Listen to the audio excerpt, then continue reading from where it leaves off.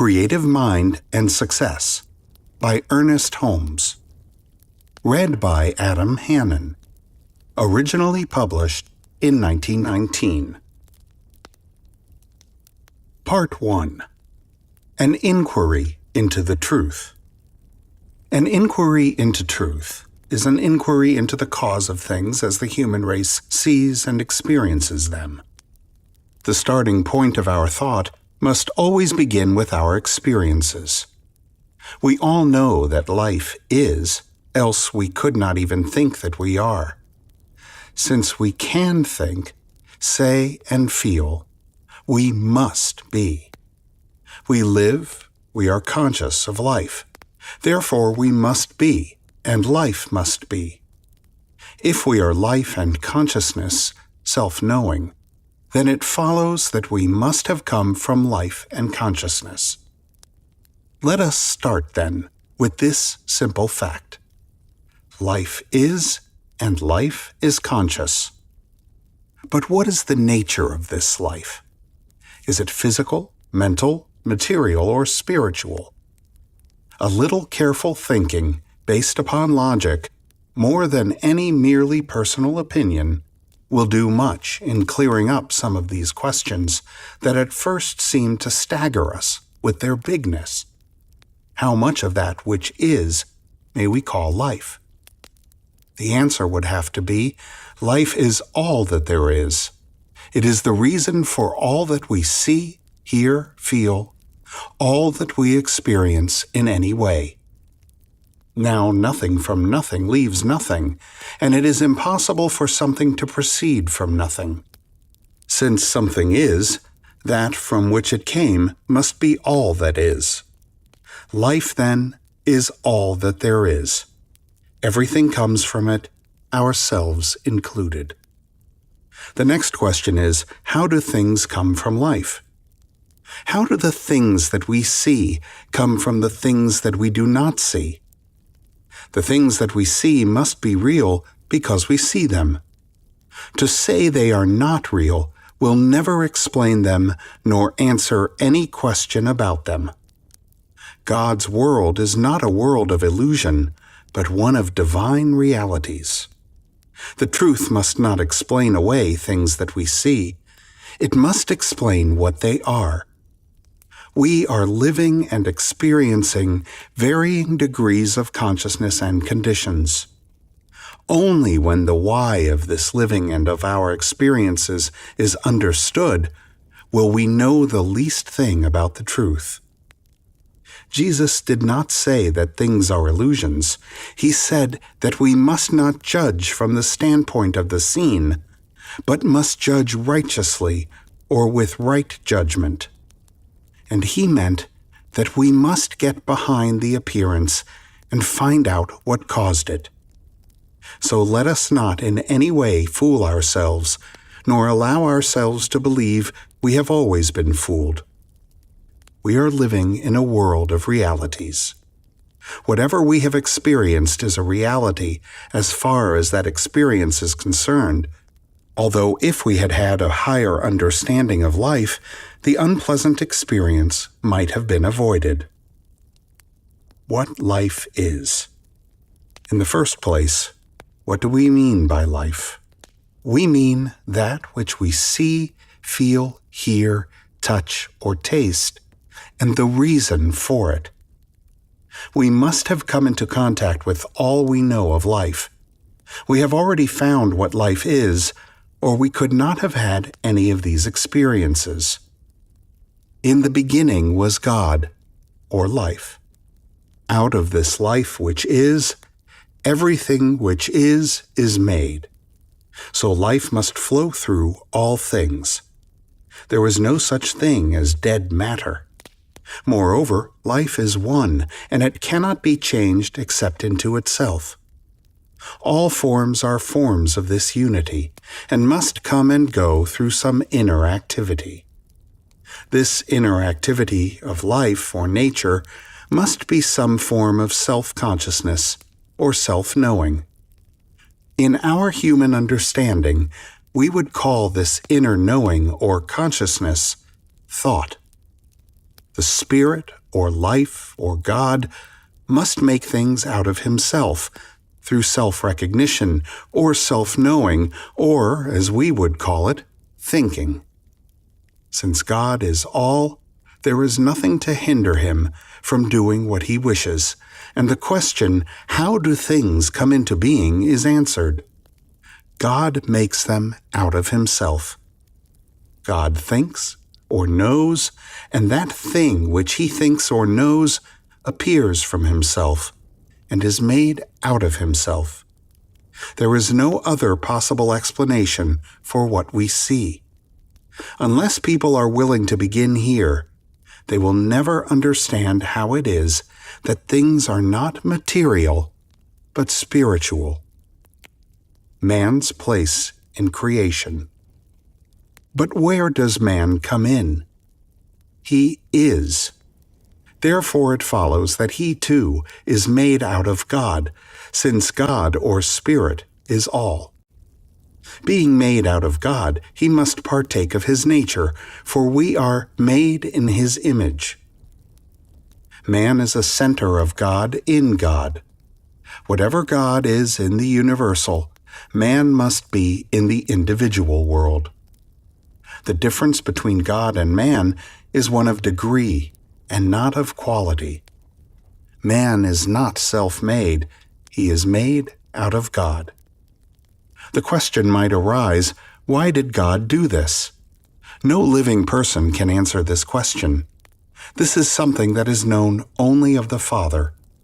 We might suppose that God made man to live with him and to enjoy with him, to be one with the Father. It is true indeed that those who have felt this most deeply have had a corresponding spiritual power that leads us to suppose that God really did make man as a companion. Man is the individual and God is the universal. As the Father hath life within himself, so hath he given it to the Son to have life within himself. Man's mind is made out of God's mind, and all that man is or ever will be, all that he has or ever will have, must partake of the divine nature. Man did not make it so, but it is so, and he must accept the fact and see what he can do with it. If he has the same power in his individual life that God has in the universal, then this discovery will mean freedom from all bondage when he learns how to use his power. As God governs his universal world, so will man govern his individual world, always subject to the greater law and life. This could not be otherwise if we realize what follows from it. For so realizing, we find ourselves living in a very different world from the one in which we thought we were living. God governs not through physical law as result, but first by inner knowing. Then the physical follows. In the same way, man governs his world by the process which we will call, for want of a better name, the power of his thought. Man's inner life is one with the Father. There can be no separation, for the self-evident reason that there is nothing to separate him from God, because there is nothing but life. The separation of two things implies putting a different element between them. But as there is nothing different from God, the unity of God and man is firmly established forever. My Father and I are one is a simple statement of a great soul who perceived life as it really is, and not from the mere standpoint of outer conditions. Taking as the starting point that man has the same life as God, it follows that he uses the same creative process. Everything is one, comes from the same source, and returns again to it. The things which are seen are not made of the things which do appear. What we see comes from what we do not see. This is the explanation of the whole visible universe, and is the only possible explanation. As God's thought makes worlds and peoples them with all living things, so does our thought make our world and peoples it with all the experiences we have had. By the activity of our thought, things come into our life, and we are limited because we have not known the truth. We have thought that outside things controlled us, when all the time we have had that within which could have changed everything and given us freedom from bondage.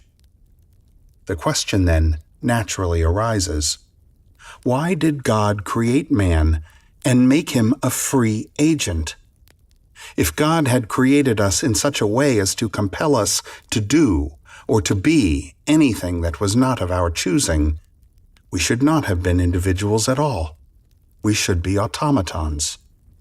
Since we know that we are individuals, we know that God made us thus, and we are just discovering the reason why. Let any man wake up to this, the greatest truth in all ages, and he will find it will answer all questions. He will be satisfied that things are what they are. He will perceive that he may use his own God-given power so to work, to think, and to live that he will in no way hinder the greater law from operating through him. According to the clearness of his perception and the greatness of his realization of this power, will he provide within himself a starting point through which God may operate. There will no longer be a sense of separation, but in its place will come that divine assurance that he is one with God, and thus will he find his freedom from all suffering, whether it be of body, mind, or estate. The beginning of understanding. Man is beginning to realize that he has life within himself as the great gift of God to him. If he really has life, if it is the same nature as the life of God, if he is an individual and has the right of self-choice, which constitutes individuality, then it follows that he can do with his life what he wants to do. He can make out of himself that which he wishes. Freedom is his, but this freedom is within law and never outside it. Man must obey law. If he disobeys it, it has to act as law, and so acting has to punish him. This he cannot change but must submit to. Freedom comes to the individual from understanding the laws of his own life and conforming to them, thereby subjecting them to his use to the end of health, happiness, and success. Law obtains throughout all nature, governing all things, both the seen and the unseen.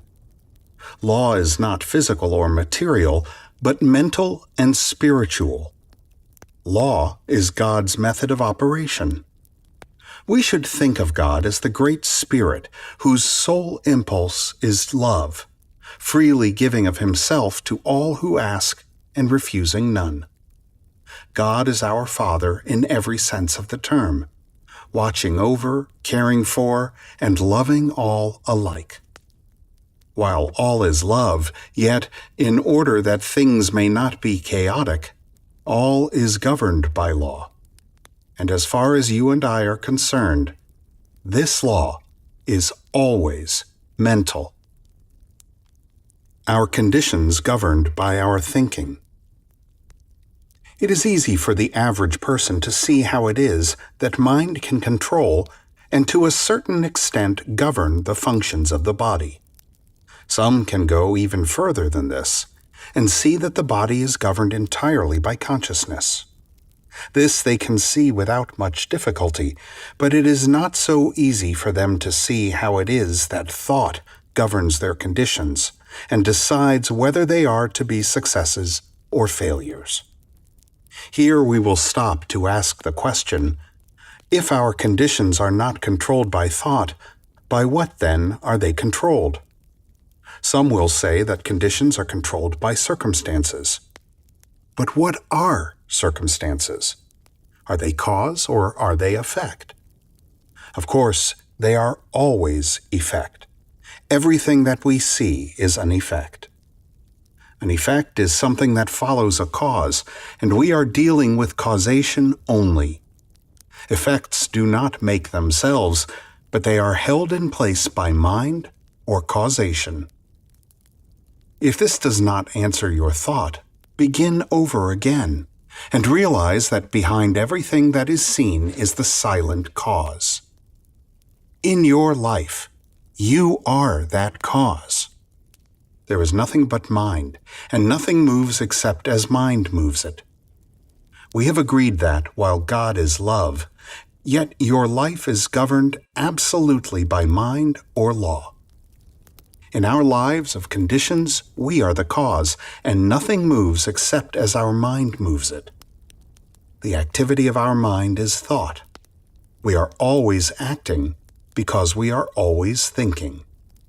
At all times, we are either drawing things to us or we are pushing them away from us. In the ordinary individual, this process goes on without his ever knowing it consciously. But ignorance of the law will excuse no one from its effects. "What," someone will say, "do you think that I thought failure or wanted to fail?" Of course not. You would be foolish to think that. But according to the law, which we cannot deny, you must have thought things that would produce failure. Perhaps you thought that failure might come, or in some other way you gave it entrance to your mind. Thinking back over the reason for things, you will find that you are surrounded by a mind or law that casts back at the thinker, manifested, everything that he thinks. If this were not true, man would not be an individual. Individuality can mean only the ability to think what we want to think. If that thought is to have power in our lives, then there has to be something that will manifest it. Some are limited and bound by law through ignorance.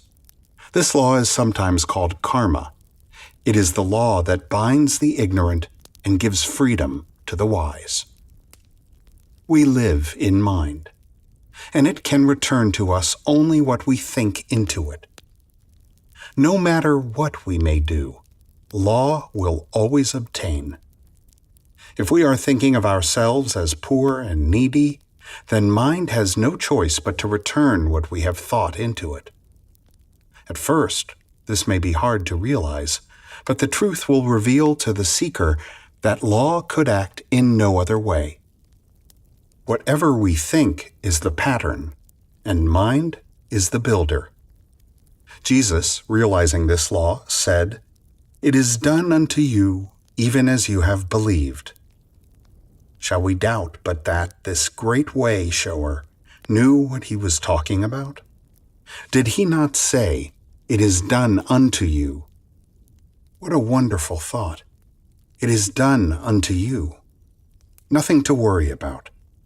It is done unto you. With a tremendous grasp of the power of true spiritual thought, Jesus even called forth bread from the ethers of life, and at no time did he ever fail to demonstrate that when one knows the truth, he is freed by that knowledge. Unconscious creation. The author once attended a patient who was suffering from a large growth. She was operated on, and about 50 pounds of water were removed. In a few days, the growth had returned. Where did it come from? Not from eating or drinking. Neither did it move from one part of the body to another part, as that would not have increased her weight. It must have been created from elements which she took in from the air. It had to come from something not physically seen, something appearing from nothing that we see.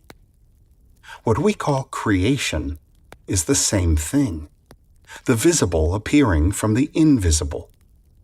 Was not this phenomenon a creation? Cases as remarkable as this are occurring every day. We should not deny this fact, but try to explain it. In the case of this woman, there must have been an activity of thought molded forth into form. Else how could this growth have appeared? There is nothing manifest but that there is a cause for the manifestation.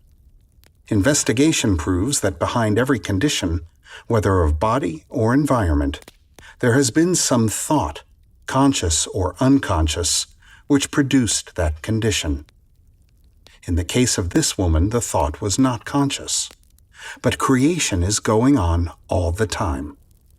We should realize this and learn how to control it so that there may be created for us the things that we desire and not those that we do not want.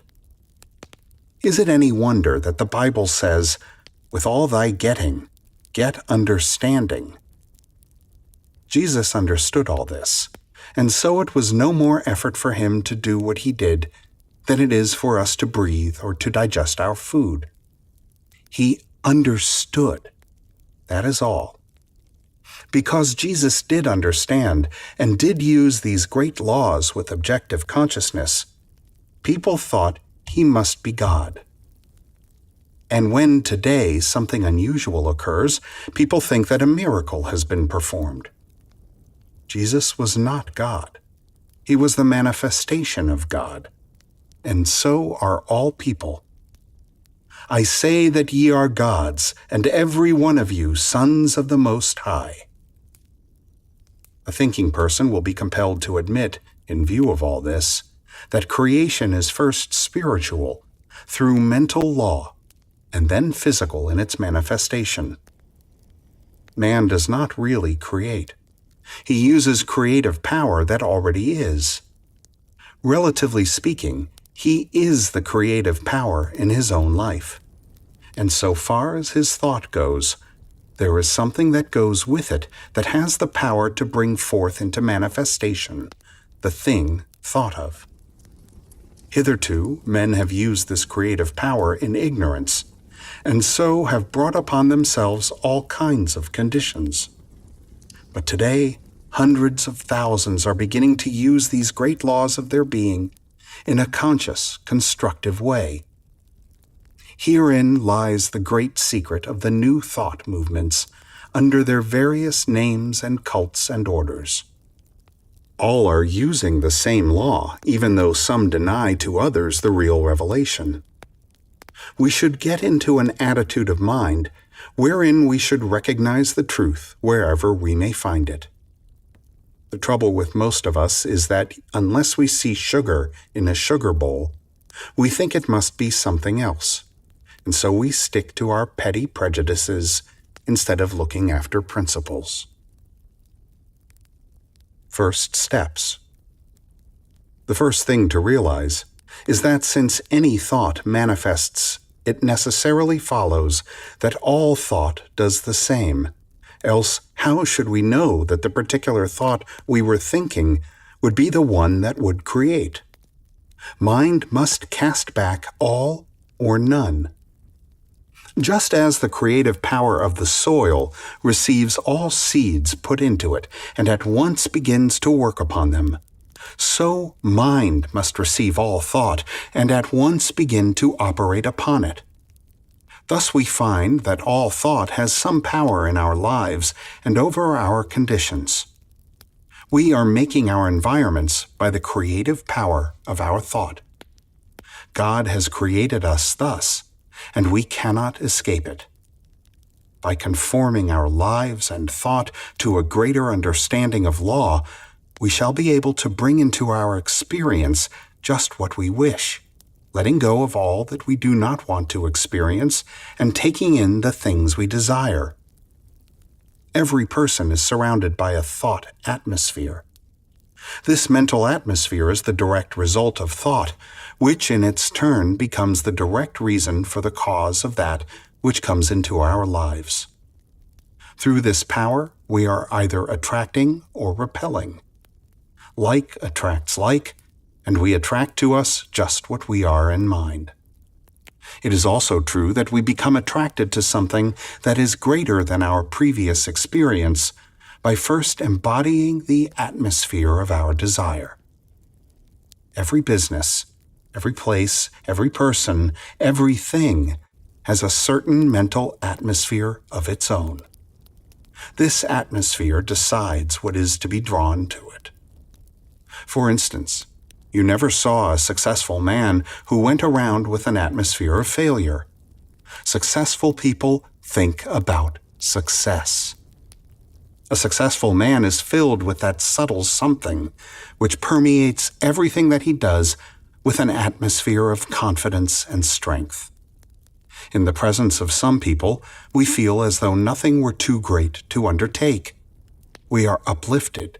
We are inspired to do great things, to accomplish. We feel strong, steady, sure. What a power we feel in the presence of big souls, strong men, noble women.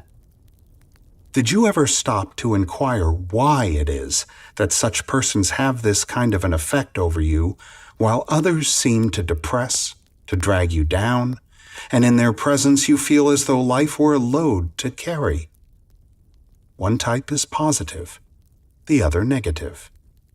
In every physical respect, they are just alike, but one has a mental and spiritual power which the other does not have, and without that power the individual can hope to do but little. Which of these two do we like the better? With which do we want to associate? Certainly not with the one that depresses us. We have enough of that already. But what about the man who inspires us with our own worth? He is the man we will turn to every time. Before ever we reach him in our haste to be near, even to hear his voice, do we not feel a strength coming to meet us? Do you think that this man, who has such a wonderful power of attraction, will ever want for friends? Will he ever have to look up a position? Already, so many positions are open to him that he is weighing in his mind which one to take. He does not have to become a success. He already is a success. Thoughts of failure, limitation, or poverty are negative and must be counted out of our lives for all time. Somebody will say, "But what of the poor? What are you going to do with them? Are they to be left without help?" No, 1,000 times no. The same power is in them that is in all men. They will always be poor until they awake and realize what life is.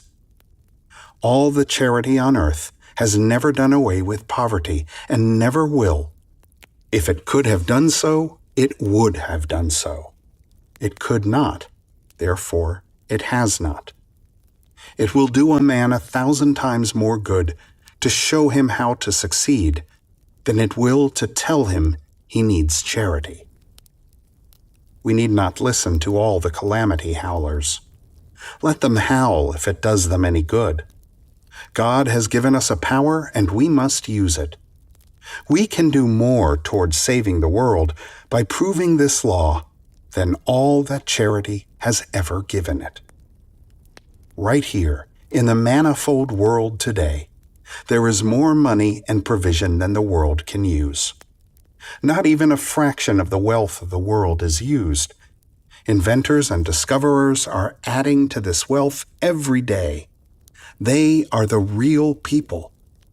But in the midst of plenty, surrounded by all the gifts of heaven, man sits and begs for his daily bread. He should be taught to realize that he has brought these conditions upon himself. That instead of blaming God, man, or the devil for the circumstances by which he is surrounded, he should learn to seek the truth, to let the dead bury their dead. We should tell every man who will believe what his real nature is. Show him how to overcome all limitations. Give him courage. Show him the way. If he will not believe, if he will not walk in the way, it is not our fault, and having done all we can, we must go our way. We may sympathize with people, but never with trouble, limitation, or misery. If people still insist upon hugging their troubles to themselves, all the charity in the world will not help them. Remember that God is that silent power behind all things, always ready to spring into expression when we have provided the proper channels, which are receptive and positive faith in the evidence of things not seen with the physical eye, but eternal in the heavens. All is mind, and we must provide a receptive avenue for it as it passes out through us into the outer expression of our affairs. If we allow the world's opinion to control our thinking, then that will be our demonstration. If, on the other hand, we rise superior to the world, we shall do a new thing. Remember that all people are making demonstrations, only most of them are making the ones they do not desire, but the only ones they can make with their present powers of perception. How to attain strength. Let us see that we use the right attitude of mind in all that we do, filling ourselves with such courage and power of strength that all thought of weakness flees before us. If any thought of weakness should come, ask this question: is life weak? If life is not weak, and if God is not discouraged, then you are not, never were, and never will be. I should like to see the sickly, discouraged thought that could withstand this attitude of mind. No, life is strong, and you are strong with the strength of the infinite. Forget all else as you revel in this strength. You are strong and can say, I am. You have been laboring under an illusion. Now you are disillusioned. Now you know, and knowing is using the law in a constructive way. I and my Father are one. This is strength for the weak, and life for all who believe. We can so fill ourselves with the drawing power of attraction that it will become irresistible. Nothing can hinder things from coming to the man who knows that he is dealing with the same power that creates all from itself, moves all within itself, and yet holds all things in their places. I am one with the infinite mind. Let this ring through you many times each day until you rise to that height that, looking, sees. In order to be sure that we are creating the right kind of a mental atmosphere and so attracting what we want, we must at first watch our thinking, lest we create that which we should not like to see manifest. In other words, we must think only what we wish to experience. All is mind, and mind casts back at the thinker that only which he thinks. Nothing ever happens by chance. Law governs all life, and all people come under that law. But that law, so far as we are concerned, we ourselves set in motion, and we do this through the power of our thought. Each person is living in a world of his own making, and he should speak only such words and think only such thoughts as he wishes to see manifested in his life. We must not hear, think, speak, read, or listen to limitation of any kind.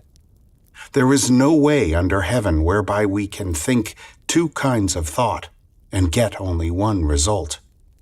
It is impossible. And the sooner we realize it, the sooner we shall arrive.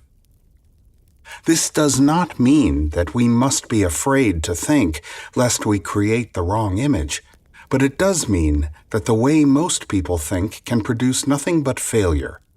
That is why so few succeed. The person who is to succeed will never let his mind dwell on past mistakes. He will forgive the past in his life and in the lives of other people. If he makes a mistake, he will at once forgive it. He will know that so long as he desires any good, there is nowhere in the universe anything that opposes him. God does not damn anyone or anything. Man damns everyone and everything.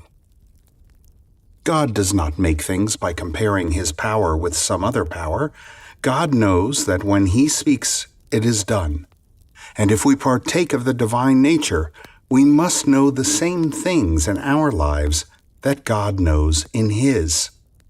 I am the master of my fate. I am the captain of my soul. What we will attract. We will always attract to us in our lives and conditions according to our thought. Things are but outer manifestations of inner mental concepts. Thought is not only power, it is also the form of all things. The conditions that we attract will correspond exactly to our mental pictures. It is quite necessary, then, that the successful businessman should keep his mind on thoughts of happiness, which produce cheerfulness instead of depression. He should radiate joy and should be filled with faith, hope, and expectancy. These cheerful, hopeful attitudes of mind are indispensable to the one who really wants to do things in life. Put every negative thought out of your mind once and for all. Declare your freedom. Know that no matter what others may say, think, or do, you are a success now, and nothing can hinder you from accomplishing your good. All the power of the universe is with you. Feel it, know it, and then act as though it were true. This mental attitude alone will draw people and things to you. Begin to blot out, one by one, all false beliefs, all idea that man is limited or poor or miserable. Use that wonderful power of will that God has given to you. Refuse to think of failure or to doubt your own power. See only what you wish to experience and look at nothing else. No matter how many times the old thought returns, destroy it by knowing that it has no power over you. Look it squarely in the face and tell it to go. It does not belong to you, and you must know and stick to it that you are now free. Rise up in all the faith of one who knows what he is dealing with and declare that you are one with infinite mind. Know that you cannot get away from this one mind, that wherever you may go, there, right beside you, waiting to be used, is all the power there is in the whole universe. When you realize this, you will know that in union with this, the only power, you are more than all else. You are more than anything that can ever happen to you. More about the power of attraction. Always remember that spirit makes things out of itself. It manifests in the visible world by becoming the thing that it wills to become. In the world of the individual, the same process takes place. It is given to man to use creative power, but with the using of this power comes the necessity of using it as it is made to be used. If God makes things out of His thought before they come into manifestation, then we must use the same method. You can attract only that which you first mentally become and feel yourself to be in reality, without any doubting. A steady stream of consciousness going out into creative mind will attract a steady manifestation of conditions. A fluctuating stream of consciousness will attract the corresponding manifestation or condition in your life. We must be consistent in our attitude of mind, never wavering. James says, "Ask in faith, nothing doubting, for he that doubteth is like a surge of the sea driven by the wind and tossed. For let not that man think that he shall receive anything of the Lord." We are all immersed in an aura of our own thinking. This aura is the direct result of all that we have ever said, thought, or done. It decides what is to take place in our life. It attracts what is like itself and repels what is unlike itself. we are drawn towards those things that we mentally embody.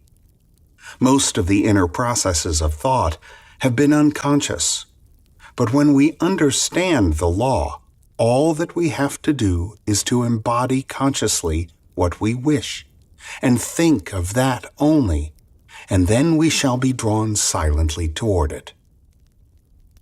We have this law in our hands to do with as we will.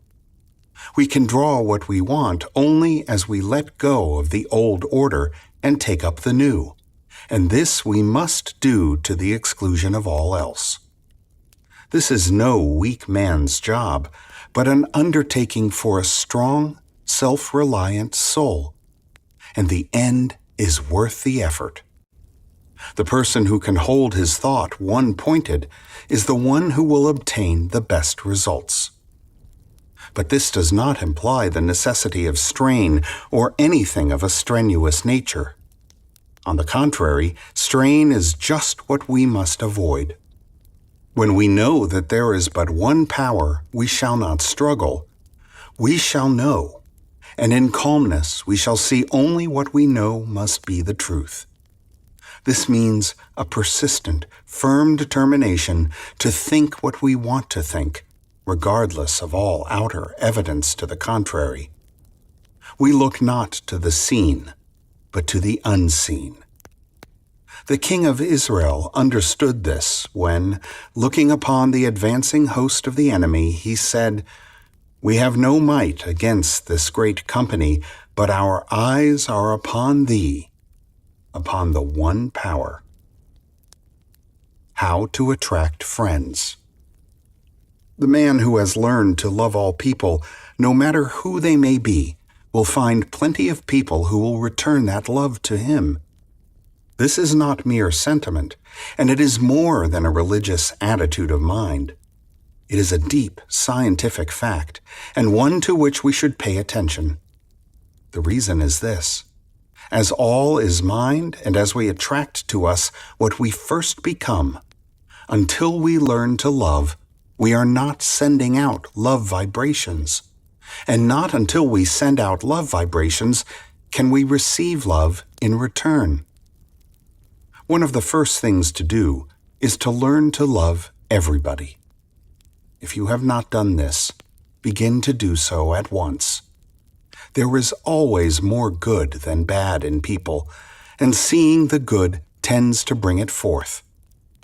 Love is the greatest healing and drawing power on earth. It is the very reason for our being, and that explains why it is that people should have something or somebody to love. The life that has not loved has not lived. It is still dead. Love is the sole impulse for creation, and the man who does not have it as the greatest incentive in his life has never developed the real creative instinct. No one can swing out into the universal without love, for the whole universe is based upon it. When we find that we are without friends, the thing to do is at once to send our thought out to the whole world. Send it full of love and affection. Know that this thought will meet the desires of some other person who is wanting the same thing, and in some way the two will be drawn together. Get over thinking that people are queer. That kind of thought will only produce misunderstanding and cause us to lose the friends that we now have. Think of the whole world as your friend, but you must also be the friend of the whole world. In this way, and with this simple practice, you will draw to you so many friends that the time will be too short to enjoy them all. Refuse to see the negative side of anyone. Refuse to let yourself misunderstand or be misunderstood. Do not be morbid. Know that everyone wants you to have the best. Affirm this wherever you go, and then you will find things just as you wish them to be. The atmosphere created by a real lover of the race is so powerful that although his other shortcomings may be many, still the world will love him in return. To him who loveth much, much will be forgiven. People are dying for real human interest, for someone to tell them that they are all right.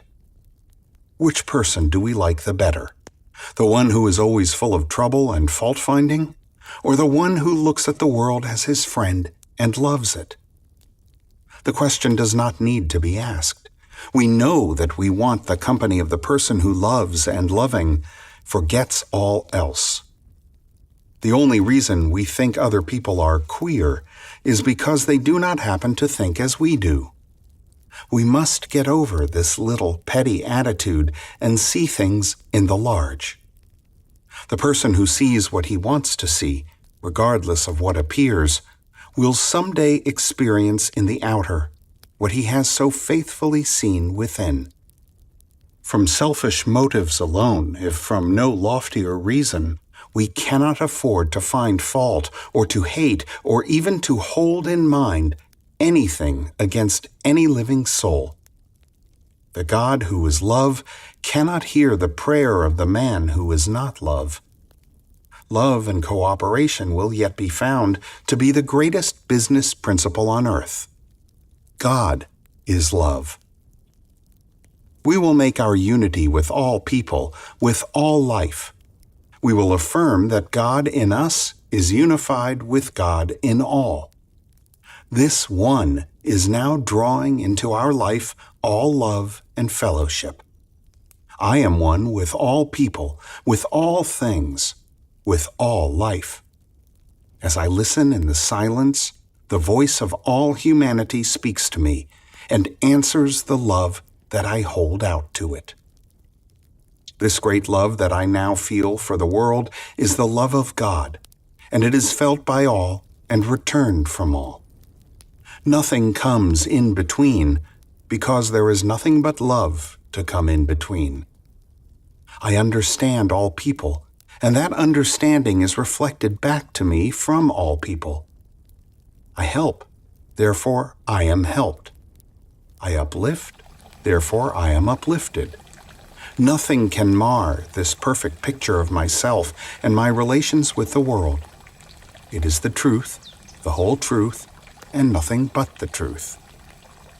I am now surrounded by all love, all friendship, all companionship, all health, all happiness, all success. I am one with life.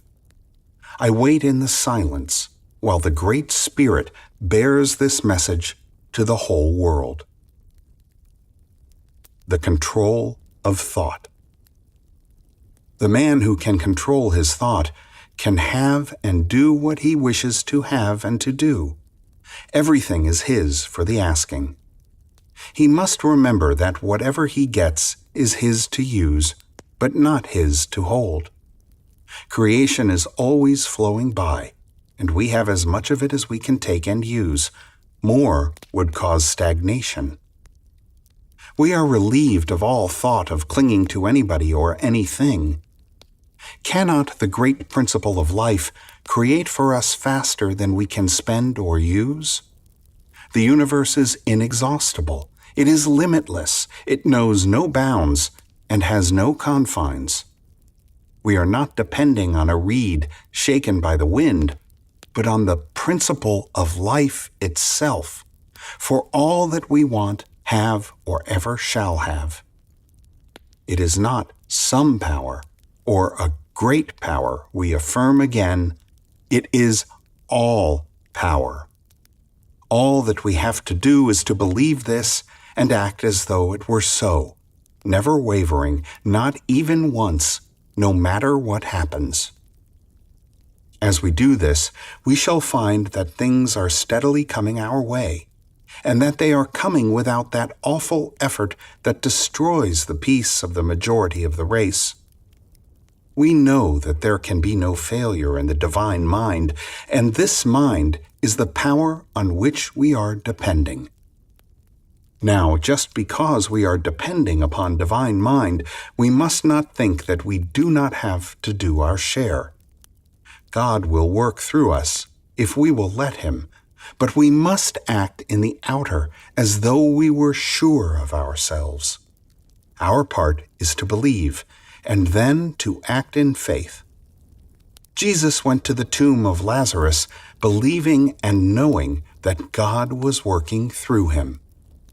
Often we may have to go somewhere or do something, and we must know with deep conviction that there will be a power going with us that none can gainsay.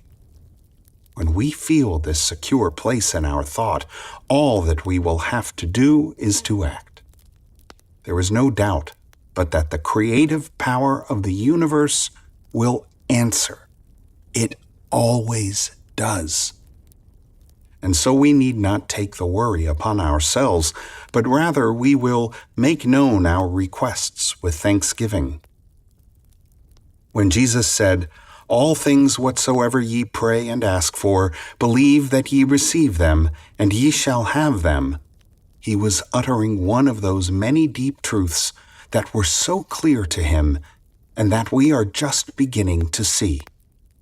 He knew that everything is made out of mind, and that without that positive acceptance on the part of the individual, there is no mold into which mind can pour itself forth into form.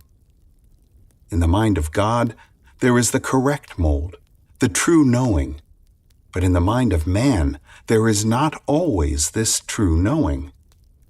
Since God can do for us only by doing through us, nothing can be done for us unless we are positively receptive. But when we realize the law and how it works, then we will provide that complete inner acceptance. By so doing, we permit the Spirit to do the work, to make the gift. The reason we can make our requests known with thanksgiving is because we know from the beginning that we are to receive, and therefore we cannot help being thankful. This grateful attitude to the Spirit puts us in very close touch with power and adds much to the reality of the thing that we are dealing with. Without it, we can do but little. So let us cultivate all the gratitude that we can. In gratitude, we will send our thoughts out into the world, and as it comes back, it will come laden with the fruits of the Spirit. Creating atmosphere. To the student who has realized that all is mind and that everything is governed by law, there comes another thought. It is that he can create or have created for him from his own thinking. He can create such a strong mental atmosphere of success that its power of attraction will be irresistible. He can send his thought throughout the world and have it bring back to him whatever he wants. He can so fill his place of business with the power of success that it will draw from far and near. Thought will always bring back to us what we send out. First, we must clear our thought of all unbelief. This book is written for those who believe, and to those who do believe, it will come true in their lives. Without mental clearness on the part of the thinker, there can be no real creative work done. As water will reach only its own level, so mind will return to us only what we first believe. We are always getting what we believe, but not always what we want. Our thought has the power to reach in the outer form of conditions an exact correspondence to our inner convictions. By thinking, you set in motion a power that creates. It will be exactly as you think. You throw out into mind an idea, and mind creates it for you and sets it on the path of your life. Think of it then as your greatest friend. It is always with you wherever you may be. It never deserts you. You are never alone. There is no doubt, no fear, no wondering. You know. You are going to use the only power that there is in the universe. You are going to use it for a definite purpose. You have already fixed this purpose in your thought. Now you are going to speak it forth. You are speaking it for your own good. You desire only the good, and you know that only the good can come to you. You have made your unity with life, and now life is going to help you in your affairs. You are going to establish in your rooms such an atmosphere of success that it will become an irresistible power. It will sweep everything before it as it realizes the greatness and the almightiness of the One. You are so sure that you will not even look to see if it is going to happen. You know. And now your word, which is one with the infinite life, is to be spoken in calm, perfect trust. It is to be taken up, and at once it is to be operated on. Perfect is the pattern, and perfect will be the result. You see yourself surrounded by the thing that you desire. More than this, you are the thing that you desire. Your word is now establishing it forever. See this, feel it, know it. You are now encompassed by perfect life, by infinite activity, by all power, by all guidance. The power of the Spirit is drawing to you all people. It is supplying you with all good. It is filling you with all life, truth, and love. Wait in perfect silence while that inner power takes it up. And then you know that it is done unto you. There goes forth from this word the power of the infinite. The words which I speak, they are spirit, and they are life. The power of words. Man's word, spoken forth into creative mind, is endowed with power of expression. By our words we are justified, and by our words we are condemned. Our word has the exact amount of power that we put into it. This does not mean power through effort or strain, but power through absolute conviction or faith. It is like a little messenger who knows what he is doing and knows just how to do it. We speak into our words the intelligence which we are, and backed by that greater intelligence of the universal mind, our word becomes a law unto the thing for which it is spoken. Jesus understood this far better than we do. Indeed, he absolutely believed it, for he said, "Heaven and earth shall pass away, but my words shall not pass away till all be fulfilled."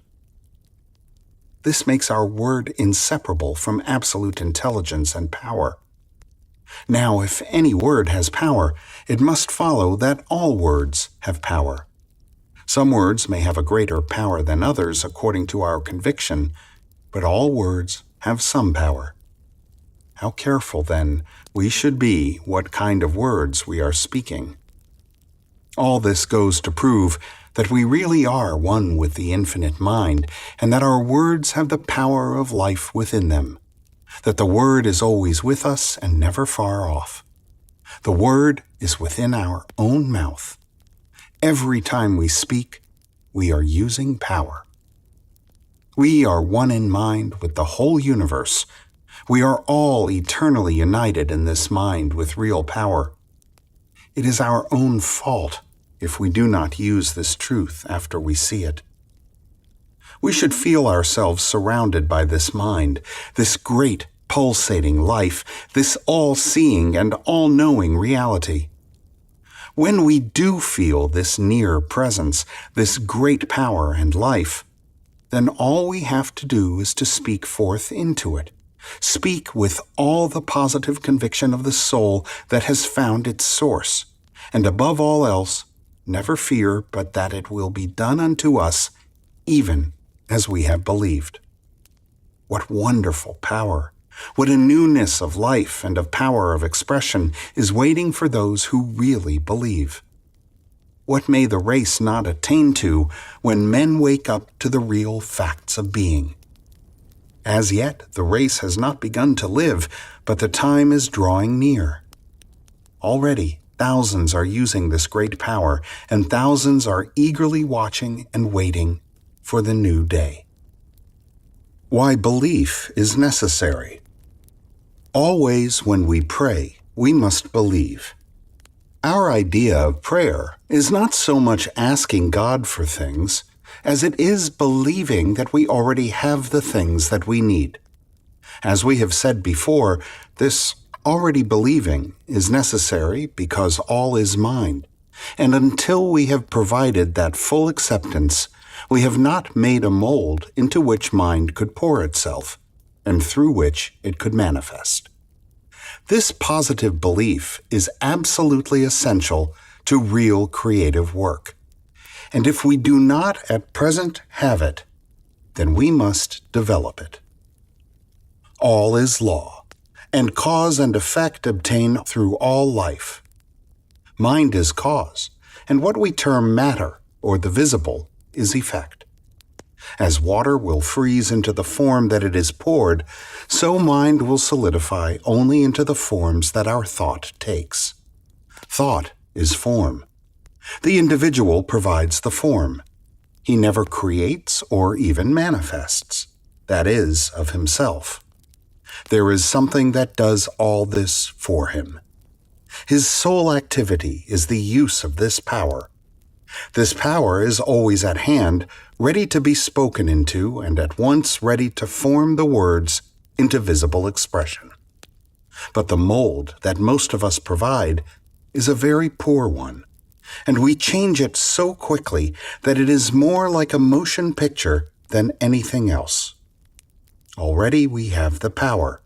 It is the gift of the Most High in its finite expression. But our ignorance of its use has caused us to create the wrong form, which in its turn has caused mind to produce the form which we have thought into it. From this law of cause and effect, we may never hope to escape. And while we may think of it as a hard thing at first, yet when we understand, we shall see it as absolute justice, without which there could be no real self-acting individual life at all. Because of our divine individuality, even God may have to wait our recognition of Him and His laws. People in business will do well to remember this, and so to form their thought that they will be willing to receive what they send out. No thought of discouragement or disorder should ever be created, but only positive assurance, strong thoughts of success, of divine activity, the feeling that with God all things are possible, the belief that we are one with that great mind. These are the thoughts that make for success. The realization that we are dealing with one and not with two powers enables us to think with clearness. We are not troubled about competition or opposition or failure because there is nothing but life, and this life is continually giving to us all that we could ask for, wish, or think into it. We can now see how essential it is that thought should be held one-pointed, that we should think always and only upon what we want, never letting our mind dwell on anything else. In this way, the Spirit works through us. Where so many fail. The ordinary individual, sitting down to give a treatment to his business, unconsciously does just the thing that he should have avoided. And then he wonders why he did not get the desired results. Most people simply sit and wish for or long for something. They may even have a great desire or hope. They may even go so far as to believe that their desire is going to happen. All this is good as far as it goes, but it does not go far enough. What we must do is to provide that already having received attitude. This may seem hard at first, but we can easily see that it is necessary, and as it is the only way that mind works, this is what we must do. Power is, and mind is, and life is. But they have to flow through us in order to express in our lives. We are dealing with law, and nature must be obeyed before it will work for us. Just realize that this law is as natural a law as any other of God's laws, and use it with the same intelligence that you would use the law of electricity. Then you will get the desired results. We provide the thought form around which the divine energies play, and to which they attract the conditions necessary for the fulfillment of the thought. When we give a treatment, this is all that we have to do. But before we can do even this, we have to clear our minds of all fear, of every sense of separation from the divine mind. Law is, but we must enforce it or use it in our own lives. Nothing can happen to us that is not first an accepted belief in our own consciousness. We may not always be aware of what is going on within, but practice will enable us to control our thought more and more so that we shall be able to think what we want to think, regardless of what may seem to be the case. Each person has within himself the capacity of knowing and making use of the law, but it must be consciously developed. This is done by practice and by willingness to learn and to utilize whatever we know so far as we have gone. The individual who has the most power is the one who has the greatest realization of the divine presence, and to whom this means the most as an active principle of his life. We all need more backbone and less wishbone. There is something which waits only our recognition to spring into being, bringing with it all the power in the universe. Using the imagination. Just imagine yourself surrounded by mind, so plastic, so receptive, that it receives the slightest impression of your thought. Whatever you think, it takes up and executes for you. Every thought is received and acted upon. Not some, but all thoughts. Whatever the pattern we provide, that will be our demonstration. If we cannot get over thinking that we are poor, then we will still remain poor. As soon as we become rich in our thought, then we will be rich in our expression. These are not mere words, but the deepest truth that has ever come to the human race. Hundreds of thousands of the most intelligent thinkers and the most spiritual people of our day are proving this truth. We are not dealing with illusions, but with realities. Pay no more attention to the one who ridicules these ideas than you would to the blowing of the wind. In the center of your own soul, choose what you want to become, to accomplish. Keep it to yourself. Every day in the silence of absolute conviction, know that it is now done. It is just as much done as far as you are concerned as it will be when you experience it in the outer. Imagine yourself to be what you want to be. See only that which you desire. Refuse even to think of the other. Stick to it. Never doubt. Say many times a day, I am that thing. Realize what this means. It means that the great universal power of mind is that, and it cannot fail. Man's right of choice. Man is created an individual, and as such, he has the power of choice. Many people seem to think that man should not choose, that since he has asked the Spirit to lead him, he need no longer act or choose. This is taught by many teachers, but is not consistent with our individuality. Unless we had this privilege, this power of choice, we would not be individuals. What we do need to learn is that the Spirit can choose through us. But when this happens, it is an act on our part. Even though we say, I will not choose, we are still choosing, because we are choosing not to choose. We cannot escape the fact that we are made in such a way that at every step, life is a constant choice. What we do need to do is to select what we feel to be right and know that the universe will never deny us anything. We choose and mind creates. We should endeavor to choose that which will express always a greater life, and we must remember that the Spirit is always seeking to express love and beauty through us. If we are attuned to these and are working in harmony with the great creative power, we need have no doubt about its willingness to work for us. We must know exactly what it is that we wish and get the perfect mental picture of it. We must believe absolutely that we now have it and never do or say anything that denies it. Old age and opportunity. One of the besetting errors of people is a belief that they are too old to do things. This comes from a lack of understanding what life really is. Life is consciousness, and not years. The man or woman who is 70 years old should be better able to demonstrate than the man who is only 20.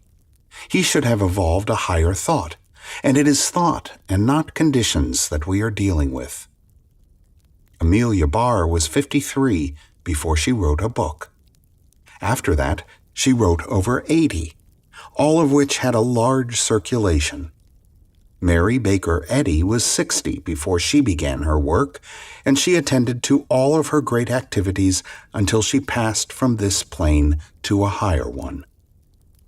The author of this book once took a man who was over 60, one who thought his chance for success had gone, and through teaching him these principles in a year's time, made him a prosperous businessman. He is now doing well and was never before in his life so happy. The last time he was interviewed, he said that business was increasing every day and that he had not begun yet. Every day he stands in his store and claims more activity. He speaks the word and realizes increase all the time. If this were not true, then life would not be worth the living. What is a few years in eternity? We must get over these false notions about age and competition. In the truth, the word competition is never mentioned. The people who think about it have never known the truth. Life is what we make it from within, and never from without. We are just as old as we think we are, no matter what the number of years may have been that we have lived on this planet. Demonstrating success in business.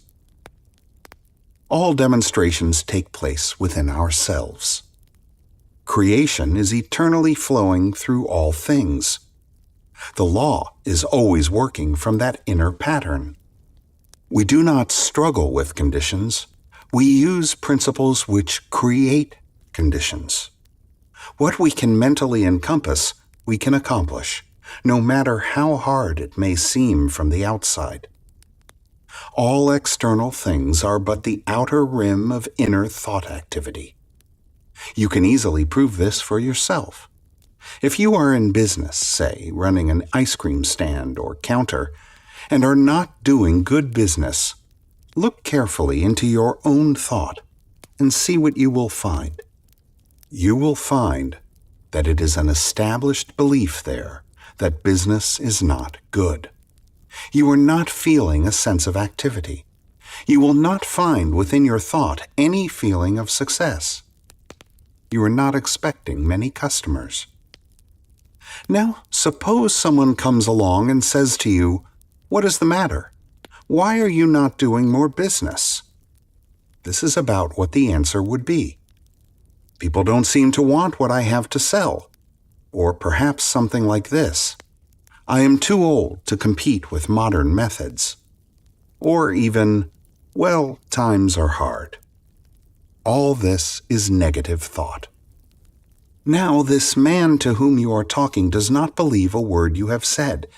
He knows that causation is in mind and not in matter. And he says, "The whole thing is in your own mind. The trouble with you is that you don't feel that you are a success." Perhaps you have heard something of this before. If so, you will ask him what he means, or perhaps you think he is talking about something peculiar. But we are taking it for granted that you are so anxious to do something to make your business a success that you will be willing to try anything. So you ask him to explain. He begins by telling you all is mind. Nothing moves but mind moves it, and that you are a center in this mind. You do not understand how this relates in any way to your business, but he goes on to say that your thought decides whether your business shall be a success or a failure. Here you become indignant and ask if he means to tell you that you want to fail. Of course, he knows you do not, and he explains that while you wish success, you are thinking failure, fearing it, and that there is a law that makes your thought never asking questions, but at once sets about its fulfillment. You become interested and ask how this can be. In return, you are asked this question: how did anything come into being? This sets you to thinking, and of course you realize that there was a time when nothing existed but life. So whatever has come into being must have come from that life, for what we see must come from that which we do not see. You have to admit that. Then what you do not see must be the cause of everything, and you must also admit that. And that cause works by law. This you are compelled to admit. Then this law, being everywhere, must be in you. This is harder for you to see, but after much thought you begin to realize that it is so. Then you, without knowing where your thought processes were leading you, have conceded that you yourself are the reason for what happens in your life, be it success or failure. God couldn't make you any other way, and at the same time make you a self-choosing individual. This is plain. Now, what are you going to do about it? This is what you must do. For every time that you have thought failure, you are going to replace it with strong, radiant thoughts of success. You are going to speak activity into your business. You are going daily to see nothing but activity and to know that it is law that you are using, universal law, and as such your thought is as sure as the thought of God. Daily you are going to give to the great creative mind exactly what you want to happen. You will see only what you desire, and in the silence of your soul you will speak, and it will be done unto you. You will come to believe that a great divine love flows through you and your affairs. You will be grateful for this love. It fills your life. It satisfies your soul. You are a different man. You are so filled with activity and courage that when you meet people, they will wonder at your energy. They will begin to wish simply to come in contact with you. They will feel uplifted. In the course of a few months, you will be a success. People will come to you and say, "How do you do it?" The answer will be the same that was given to you a few months ago. Let the man who is speaking to the public do the same thing. Let him daily see throngs of people coming to hear him. Let him see nothing else. He will experience what he feels and sees. Always remember this. Life is from within outward, and never from without inward. You are the center of power in your own life. Be sure and not take on false suggestion. The world is full of calamity howlers. Turn from them, every one, no matter how great you think they may be. You haven't the time to waste over anything that is negative. You are a success, and you are giving to the law every day just what you want done. And the law is always working for you.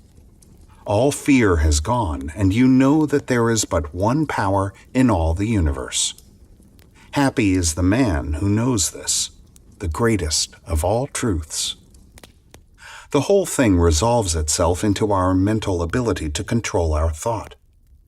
The man who can do this can have what he wants, can do what he wishes, and becomes what he wills. Life, God, the universe is his. Money, a spiritual idea. Many people seem to think that money must be evil, although I have never as yet seen any who did not want a lot of this evil in their lives. If all is an expression of life, then money is an expression of life, and as such must be good. Without a certain amount of it in this life, we would have a hard time. But how to get it? That is the race problem. How shall we acquire wealth? Money didn't make itself, and not being self-creative, it must be an effect. Behind it must be the cause that projects it. That cause is never seen. No cause is ever seen. Consciousness is cause, and people who have a money consciousness have the outward expression of it. People who have it as a sure reality in their mind have it as an expression in their pocket. People who don't have this mental likeness don't have money in their pockets. What we need to do is to acquire a money consciousness. This may seem very material, but the true idea of money is not material. It is spiritual. We need to make our unity with it. We can never do this while we hold it away from us by thinking that we haven't it. Let us change the method and begin to make our unity with supply by daily declaring that all the power in the universe is daily bringing to us all that we can use. Feel the presence of supply. Know that it is yours now. Make yourself feel that you now have, and to you shall be given. Work with yourself until there is nothing in you that doubts. Money cannot be kept away from the man who understands that all is mind and that divine law governs his life. Daily give thanks for perfect supply. Feel it to be yours, that you have entered into the full possession of it now. Refuse to talk poverty or limitation. Stick to it that you are rich. Get the $1 million consciousness. There is no other way, and this will react into everything that you do. See money coming to you from every source and from every direction. Know that everything is working for your good. Realize in your life the presence of an omnipotent power. Speak forth into it, and feel that it responds to your approach. Whenever you see anything or anybody whom you think has more than you, at once affirm that you have the same thing. This doesn't mean that you have what is his, but that you have as much. It means that all you need is yours. Whenever you think about anything big, at once say, "That means me."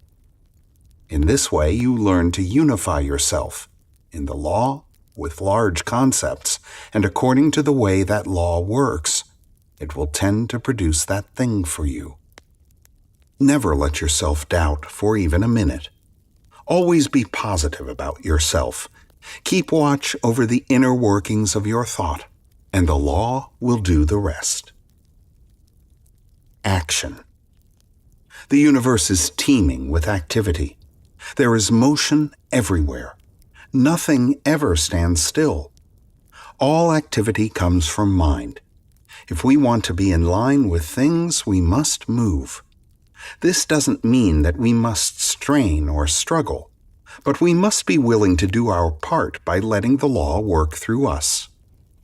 God can do for us only as we will allow him to do through us.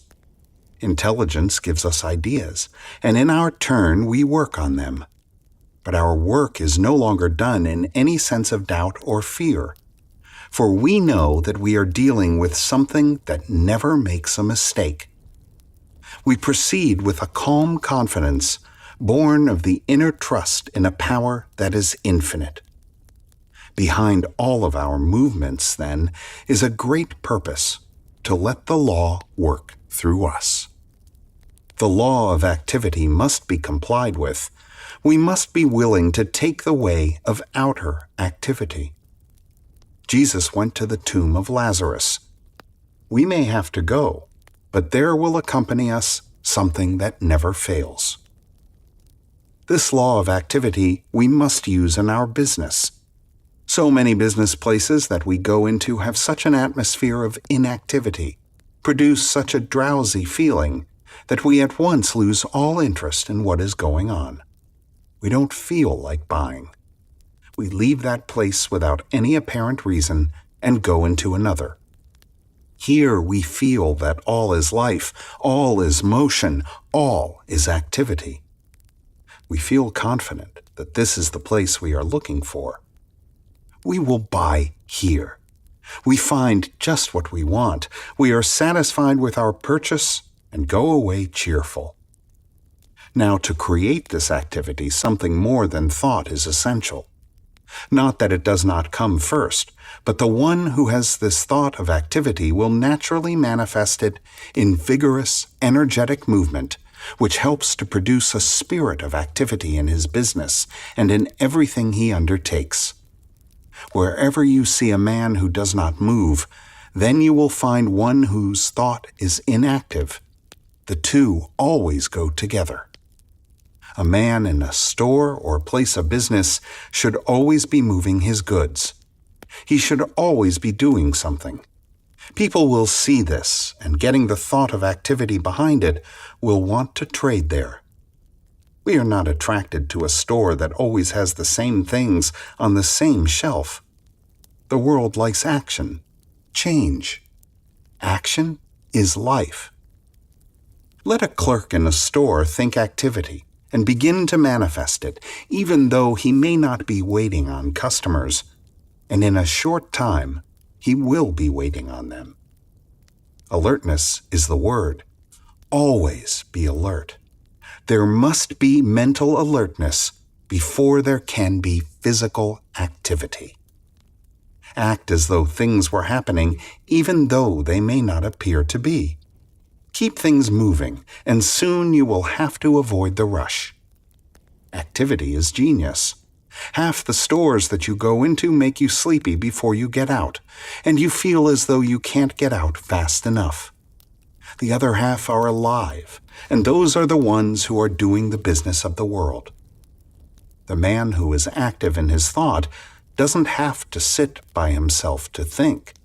He works while he thinks, and so complies with the law, which has to work through him. The thought of activity makes him move, and the thought of confidence makes his movements sure, and the thought of supreme guidance makes his work intelligent. We must be careful and not get into ruts. Always be doing something new and different, and you will find life becomes a great game in which you are taking the leading part. Life will never become tiresome to the active mind and body. It is so interesting that we wonder if we will ever get enough of it. Some people get into such lazy mental habits that a new idea cannot find entrance. Great things are done by people who think great thoughts and then go out into the world to make their dreams come true. If you can't find anything new to do, go home and change the bed around, or the piano. Put the cook stove in the parlor and eat on the back step for a time. It will start something moving and changing in you that will never stop. The wide-awake person can find so many things to do that he hasn't time even to begin in this life, and he knows that eternity is necessary to carry out the ideals that he already has evolved. Everything comes from mind, but mind acts on itself, and we must act on ourselves and on conditions, not as a slave, but as a master. Be interested in life if you want life to be interested in you. Act in life, and life will act through you. So will you also become one of the great people on earth. Ideas of the infinite. Suppose that we wish to draw from the universal mind some definite idea, some guidance, some information, some leading. How are we going to do this? First, we must become convinced that we can do it. Where do all the inventions come from? Where does Edison get his information about electricity? Where, if not direct from the mind of the universe? Everything that has ever come into the race comes direct from mind. There is nothing else it could come from. Every invention is but a discovery of something that already is, although we may not have seen it. Where does the harmony of music come from?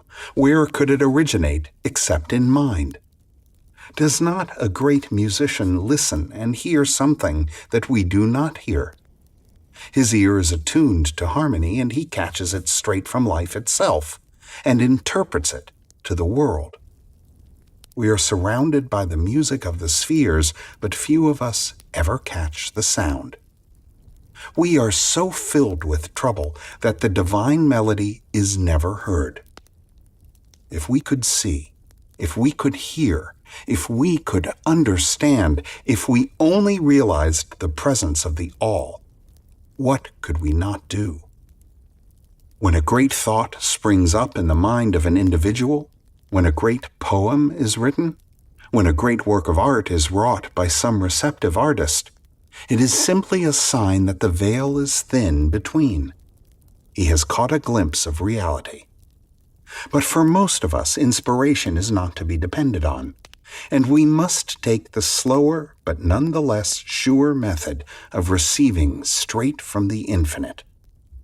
The method is a simple one and very effective.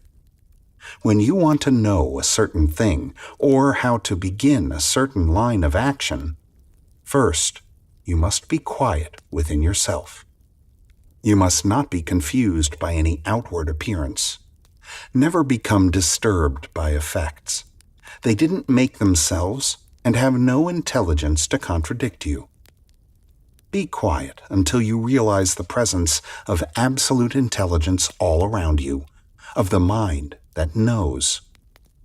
Now get a perfect picture of just what you desire. You cannot get a picture unless you know what it is you want. Put your mind in touch with universal mind, saying just what you are waiting for. Ask for it, believe that you are receiving it, and wait. After a few minutes, declare that you now know, even though you may not seem to know, yet in the depths of consciousness, you have received the impression. Give thanks that you now receive. Do this every day until you get some direction. It is sometimes a good thing to do this just before going to sleep. Never, after you have done this, deny the knowledge that has been given you. The time will come when some idea will begin to take form. Wait for it, and, when it does appear, act upon it with all the conviction of one who is perfectly sure of himself.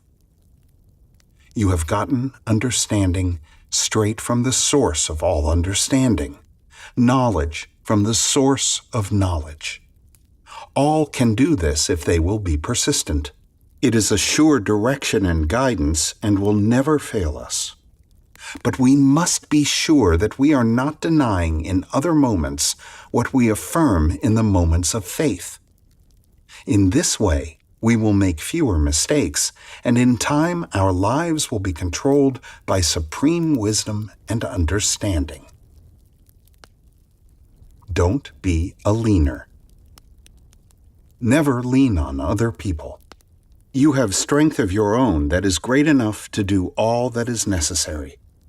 The Almighty has implanted genius within the soul of everyone, and what we need to do is to unearth that inner genius and cause it to shine forth.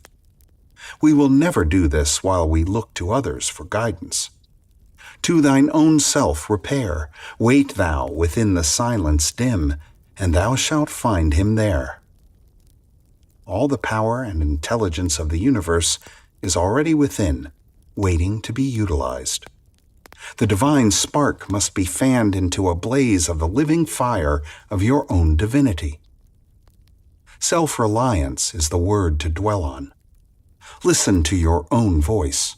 It will speak in terms that are unmistakable. Trust in your own self more than in all else. All great men have learned to do this. Every person within his own soul is in direct communication with the infinite understanding. When we depend on other people, we are simply taking their light and trying to light our path with it. When we depend on ourselves, we are depending on that inner voice that is God, speaking in and through man. Man is the inlet and the outlet to all there is in God. God has made us and brought us up to where we recognize our own individuality. From now on, we will have to let Him express through us. If it were different, we should not be individuals. Behold, I stand at the door and wait. This is a statement of the near presence of power. But we, the individual, must open the door. This door is our thought, and we are the guardian of it. And when we do open the door, we will find that the divine presence is right at hand, waiting, ready, and willing to do for us all that we can believe. We are strong with the strength of the infinite. We are not weak. We are great and not mean. We are one with the infinite mind. When you have a real thing to do, keep it to yourself. Don't talk about it. Just know in your own mind what it is that you want and keep still about it. Often when we think that we will do some big thing, we begin to talk about it, and the first thing we know, all the power seems to be gone. This is what happens. We are all sending out into mind a constant stream of thought. The clearer it is, the better will it manifest. If it becomes doubtful, it will not have so clear a manifestation. If it is confused, it will manifest only confusion. All this is according to the law of cause and effect, and we cannot change that law. Too often, when we tell our friends what we are going to do, they confuse our thought by laughing about it, or by doubting our capacity to do so large a thing. Of course, this would not happen if we were always positive, but when we become the least bit negative, it will react, and we will lose that power of clearness which is absolutely necessary to good creative work. When you want to do a big thing, get the mental pattern, make it perfect, know just what it means, enlarge your thought, keep it to yourself, pass it over to the creative power behind all things, wait and listen, and when the impression comes, follow it with assurance. Don't talk to anyone about it. Never listen to negative talk or pay any attention to it, and you will succeed where all others fail. Causes and conditions. When we realize that life is not fundamentally physical, but mental and spiritual, it will not be hard for us to see that by a certain mental and spiritual process, we can demonstrate what we want. We are not dealing with conditions, but with causes. Causes originate only from the unseen side of life. This is not strange, as the same might be said of electricity, or even of life itself. We do not see life, we only see what it does. This we call a condition. Of itself, it is simply an effect. We are living in the outer world of effects and in the inner world of causes. These causes we set in motion by our thought, and, through the power inherent within the cause, expresses the thought as a condition. It follows that the cause must be equal to the effect, and that the effect always evaluates with the cause held in mind. Everything comes from one substance, and our thought qualifies that substance and determines what is to take place in our life. The whole teaching of the Bhagavad Gita is that there is but one, and that it becomes to us just what we first believe into it. In other words, we manifest the unmanifested. This in no way takes away from the omnipotence of God, but adds to it, for He has created something that is able to do this. God still rules in the universe, but we are given the power to rule in our lives. We must realize then, absolutely, that we are dealing with a substance that we have a right to deal with, and by learning its laws, we will be able to subject them to our use, just as Edison does with electricity. Law is, but we must use it. The substance that we deal with in itself is never limited, but we often are, because we draw only what we believe. Because we are limited is no reason why the universe should have limitation. Our limitation is only our unbelief. Life can give us a big thing or a little thing. When it gives us a little thing, it is not limited, any more than life is limited when it makes a grain of sand, because it could just as well have made a planet. But in the great scheme of things, all kinds of forms, small and large, are necessary, which, combined, make a complete whole. The power and substance behind everything remain infinite. Now this life can become to us only through us, and that becoming is the passing of spirit into expression in our lives through the form of the thought that we give to it. In itself, life is never limited. An ant has just as much life as an elephant, though smaller in size. The question is not one of size, but one of consciousness. We are not limited by actual boundaries, but by false ideas about life, and by a failure to recognize that we are dealing with the infinite. Limitation is an experience of the race, but it is not the fault of God, it is the fault of man's perception. And to prove that this is so, let any man break the bonds of this false sense of life, and he at once begins to express less and less limitation.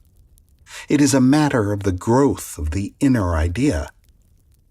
People often say when they are told this, "Do you think that I decided to be poor and miserable? Do you take me for a fool?" No, you are not a fool, but it is quite possible that you have been fooled, and most of us have been. I know of no one who has escaped being fooled about life.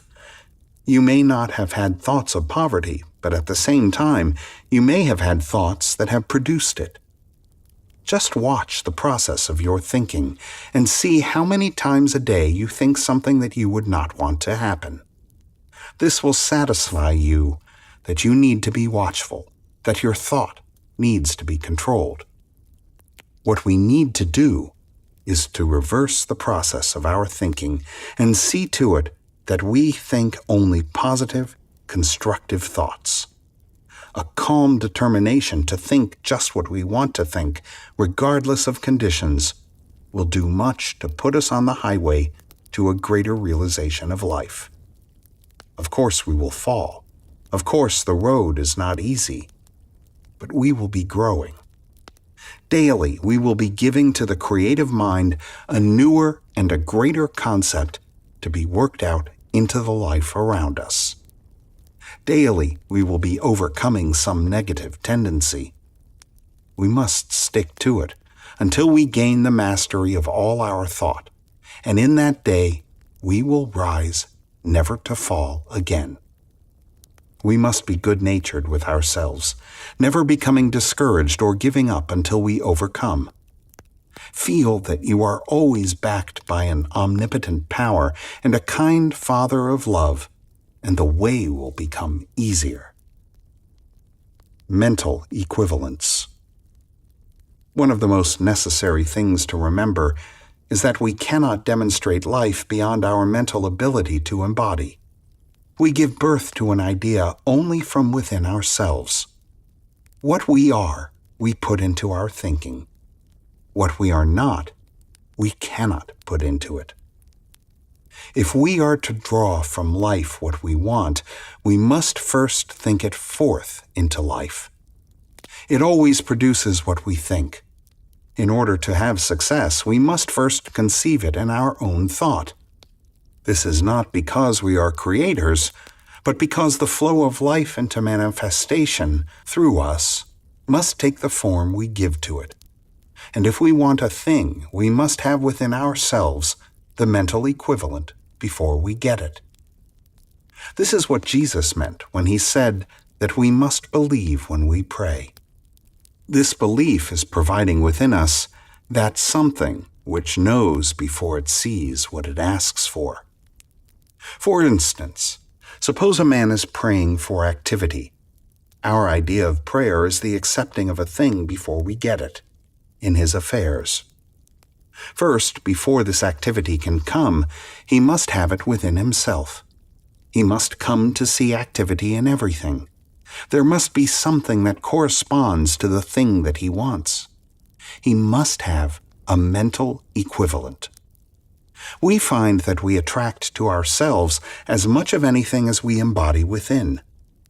As water will reach only its own level, so our outward conditions will reproduce only our inner realizations. A man will always draw to him just what he is. But we can learn to provide within the image of what we desire, and so in a definite way use the law to get just what we need. If at first we do not have a great realization of activity, we will have to work on what we do have.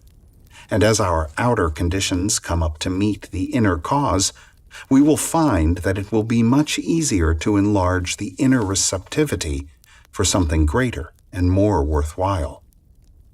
Of one thing we may be assured. We must all start somewhere, and that somewhere is within ourselves. In this within, we must make the affirmation, and there too we must do the real work of realization. At the first, the way may seem hard, for we are constantly confronted with that which seems to be, and we are not always sure of ourselves, nor strong enough to overcome, but we may rest content in the assurance that we are growing.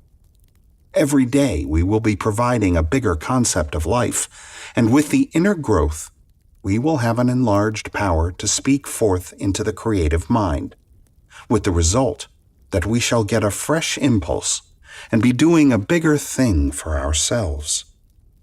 Growth and realization are always from within, and never from without. The old race suggestion of fear and poverty and limitation must be done away with, and daily we must clear our thought from all that limits the one from showing forth in our life. Remember that you are dealing with one power and not with two. This will make it easier, for you do not have to overcome any condition, because conditions flow from within out, and not from without in. A man going to a new town will at once begin to attract to him just what he brings in his thought. He should be very careful what he thinks. He should know just what he wants and daily give it over to the Supreme Mind, knowing that it will work for him. Old thoughts must be destroyed and new must take their places. Every time the old thought comes, look it squarely in the face and declare that it has no part in your mind. It has no power over you. You state the law and rely on it to the exclusion of all else. Daily try to see more and to understand more. Feel every day that you are being especially looked after. There is no special creation for any individual, but we all specialize the law every time we think into it. For all our thought is taken up, and something is always done with it. A good practice is to sit and realize that you are a center of divine attraction, that all things are coming to you, that the power within is going out and drawing back all that you will ever need. Don't argue about it. Just do it. And when you have finished, leave it all to the law, knowing that it will be done. Declare that all life, all love, and power are now in your life. Declare that you are now in the midst of plenty. Stick to it even though you may not as yet see the result. It will work, and those who believe the most always get the most. Think of the law as your friend, always looking out for your interest. Trust completely in it, and it will bring your good to you. One law and many manifestations. People often ask if the law will not bring harm as well as good. This question would never be asked if people understood what universal law really means. Of course, it will bring us what we think. All law will do the same thing. The law of electricity will either light our house or burn it down. We decide what we are to do with the law. Law is always impersonal. There is no likelihood of using the law for harmful purposes if we always use it for the more complete expression of life. We must not use it for any purpose that we would not like to experience ourselves. This should answer all questions of that nature. Do I really want the thing I ask for? Am I willing to take for myself what I ask for other people? How can we use the law for evil if we desire only the good? We cannot and we should not bother about it. We want only the good for ourselves and for the whole world. When we have started causation, at once the law will set to work carrying out our plans. Never distrust the law and become afraid lest you misuse it. That is a great mistake. All law is impersonal and cares not who uses it. It will bring to all just what is already in their thought. No person can long use it in a destructive way, for it will destroy himself if he persists in doing wrong. We have no responsibility for anyone except ourselves. Get over all idea that you must save the world. We have all tried and have all failed. We may, by demonstrating in our own lives, prove that the law really exists as the great power behind all things. This is all that we can do. Everyone must do the same thing for himself. Let the dead bury their dead and see that you live. In this you are not selfish, but are simply proving that law governs your life. All can do the same when they come to believe, and none until they believe. Transcending previous conditions. What if at times we attract something that we do not want? What about all the things that we have already attracted into our lives? Must we still suffer until the last farthing be paid? Are we bound by karma? Yes, in a certain degree, we are bound by what we have done. It is impossible to set law in motion and not have it produce. What we sow, we must also reap. Of that there is no doubt. But here is something to think about. The Bible also says that if a man repents, his sins are blotted out and remembered no more forever. Here we have two statements which at first seem not to agree. The first says that we must suffer from what we have done, and the second that under certain conditions we will not have to suffer. What are those conditions? A changed attitude toward the law. It means that we must stop thinking and acting in the wrong way. When we do this, we are taken out of the old order and established in the new. Someone will say, if that is true, what about the law of cause and effect? Is that broken? No, it is this way. The law is not broken. It would still work out if we continued to use it in the wrong way. But when we reverse the cause, that is, think and act in a different way, then we have changed the flow of the law. It is still the same law, but we have changed its flow so that instead of limiting us and punishing us, it frees and blesses. It is still the law, but we have changed our attitude toward it. We might throw a ball at the window, and if nothing stopped it, it would break the glass. Here is law in motion. But if someone catches the ball before it reaches the window, the glass will not be broken. Neither the glass nor the law will be broken. The flow of law will be changed, that is all. So can we, no matter what has happened in the past, so transcend the old experience that it will no longer have any effect upon us. So if we have attracted something that is not best to keep, we will remember that we do not have to keep it. It was the best that we knew at the time, and so was good as far as it went, but now we know more and can do better. As law works without variation, so does the law of attraction work the same way. All that we have to do is to drop the undesired thing from our thought, forgive ourselves, and start anew. We must never even think of it again. Let go of it once and for all. Our various experiences will teach us more and more to try to mold all of our thoughts and desires so that they will be in line with the fundamental purpose of the great mind, the expression of that which is perfect. To fear to make conscious use of the law would be to paralyze all efforts of progress.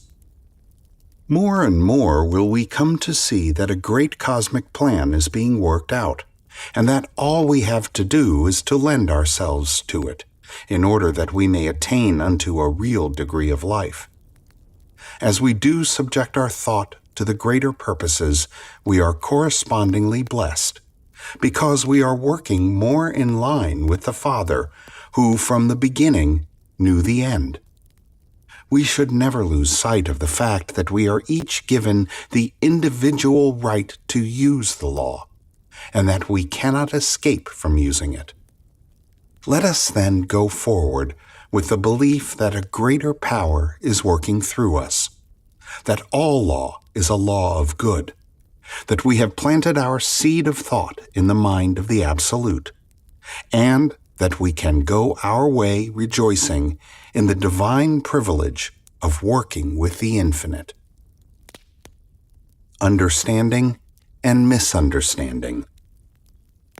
There are many persons who are constantly unhappy because they seem always to be misunderstood. They find it hard to use the law of attraction in an affirmative way, and they keep on drawing to themselves experiences which they would rather have avoided. The trouble with them is that there is always an undercurrent of thought which either neutralizes or destroys whatever helpful thoughts they have set in motion in their moments of greater strength. Such persons are usually very sensitive, and while this is a quality which is most creative when under control, it is most destructive when uncontrolled, because it is most chaotic. They should first come to know the law and see how it works, and then treat themselves to overcome all sensitiveness. They should realize that everyone in the world is a friend, and prove this by never saying anything unkind to anyone or about anyone. They must within themselves see all people as perfect beings made in the divine image, and, seeing nothing else, they will in time be able to say that this is also the way that all people see them. Holding this as the law of their lives, they will destroy all negative thought. And then, with that power which is always in a sensitive person, but which is now under control, they will find that life is theirs to do with as they please, the only requirement being that as they sow, so must they also reap. We all know that anything that is unlike good is of short duration, but anything that embodies the good is like God, ever-present and eternal. We free ourselves through the same law under which we first bound ourselves. The ordinary individual unknowingly does something that destroys any possibility of getting good results in the demonstration of prosperity. He affirms his good and makes his unity with it, and this is right. But he does not stop looking at it in others, which is wrong and is the cause of confusion. We cannot affirm a principle and deny it in the same breath. We must become what we want, and we will never be able to do that while we still persist in seeing what we do not want, no matter where we see it. We cannot believe that something is possible for us without also believing the same for every individual. One of the ways of attainment is, of a necessity, the way of universal love, coming to see all as the true sons of God, one with the infinite mind. This is no mere sentiment, but the clear statement of a fundamental law, and that man who does not obey it is opposing the very thing that brought him into expression. It is true that through mental means alone he may bring to himself things, and he may hold them as long as the will lasts. This is the ordinary way, but we want more than compelling things to appear. What we want is that things should gravitate to us because we are employing the same law that God uses. When we so attain this attitude of mind, then that which is brought into manifestation will never be lost, for it will be as eternal as the law of God and cannot be destroyed forever. It is a comfort to know that we do not have to make things happen, but that the law of divine love is all that we will ever need. It will relieve the overworked brain and the fagged muscle just to be still and know that we are one with the all in all. How can we enter in if at one and the same time we are believing for ourselves and beholding the beam in our brother's eye? Does that not obstruct the view and pervert our own natures? We must see only the good and let nothing else enter into our minds.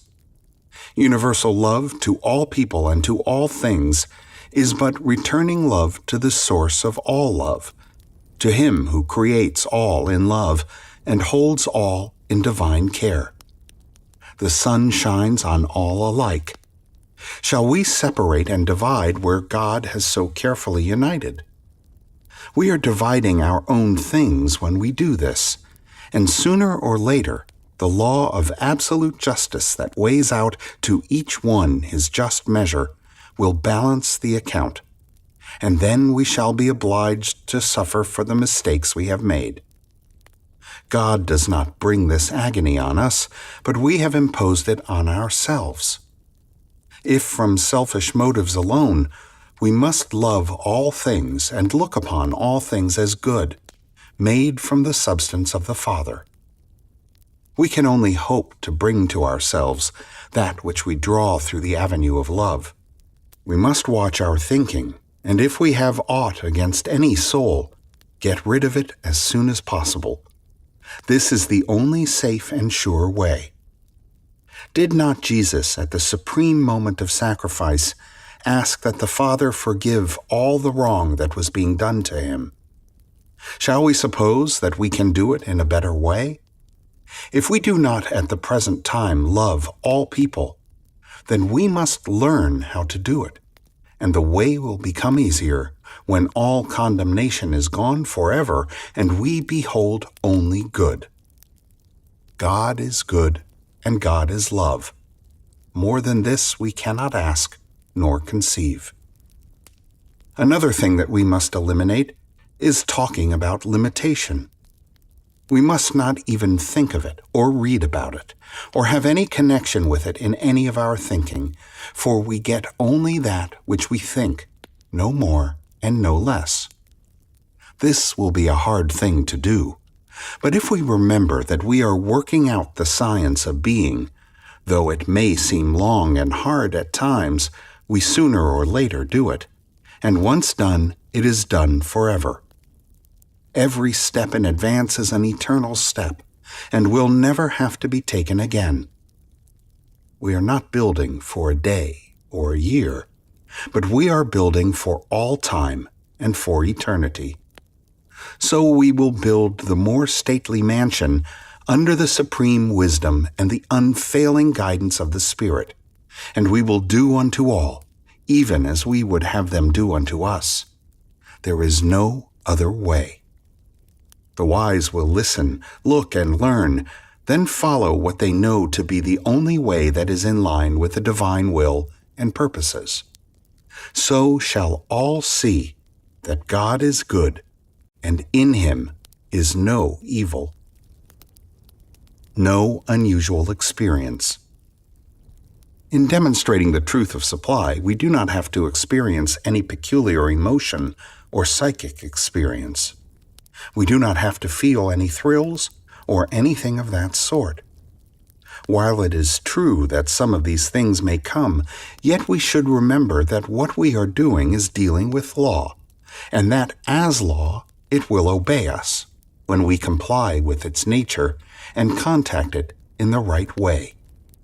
What we are doing is stating something into mind, and if the impression is clear in our own minds that it is, and that it is done, we have put all the activity we can put into it, until such a time as something happens in the external for us to work upon. So many people say, "I do wish that I could feel something when I give a treatment." All this is a mistake, and is an attempt to give a physical reason for life. What we do need to feel is that, since God is all and is good, he wants us to have only the good. And feeling this, we should take what is already made for us. Our attitude towards such a good Father should constantly be one of thanksgiving. When we begin to prove the power of the truth, we will always maintain this attitude. Know that you are dealing with a sure thing and that all you have to do is to know positively into it and wait for the results to come in the outer. Then do what your own good sense tells you to do, for this is the thought of God through you. More and more you will find that you are being led out of difficulty into that freedom which is the divine birthright of every living soul. Go ahead then, looking only at the things desired and never at the things not wanted. Victory will always be on the side that the majority of your thoughts rest on in absolute acceptance. Visualizing. Some people visualize everything that they think of, and many think that it is impossible to make a demonstration unless they possess the power to visualize. This is not the case.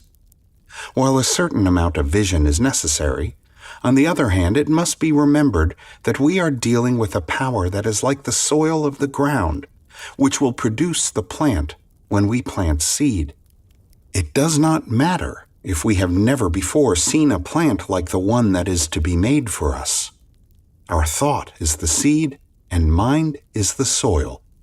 We are always planting and harvesting. All that we need to do is to plant only that which we want to harvest. This is not difficult to understand.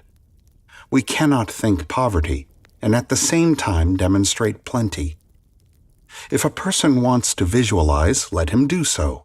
And if he sees himself in full possession of his desire and knows that he is receiving, he will make his demonstration. If, on the other hand, he does not visualize, then let him simply state what he wants and absolutely believe that he has it, and the result will always be the same. Remember that you are always dealing with law, and that this is the only way that anything could come into existence. Don't argue over it. That means that you have not as yet become convinced of the truth, or you would not argue. Be convinced and rest in peace. Where demonstration takes place. Does demonstration take place in the patient, the practitioner, or in the mind of God?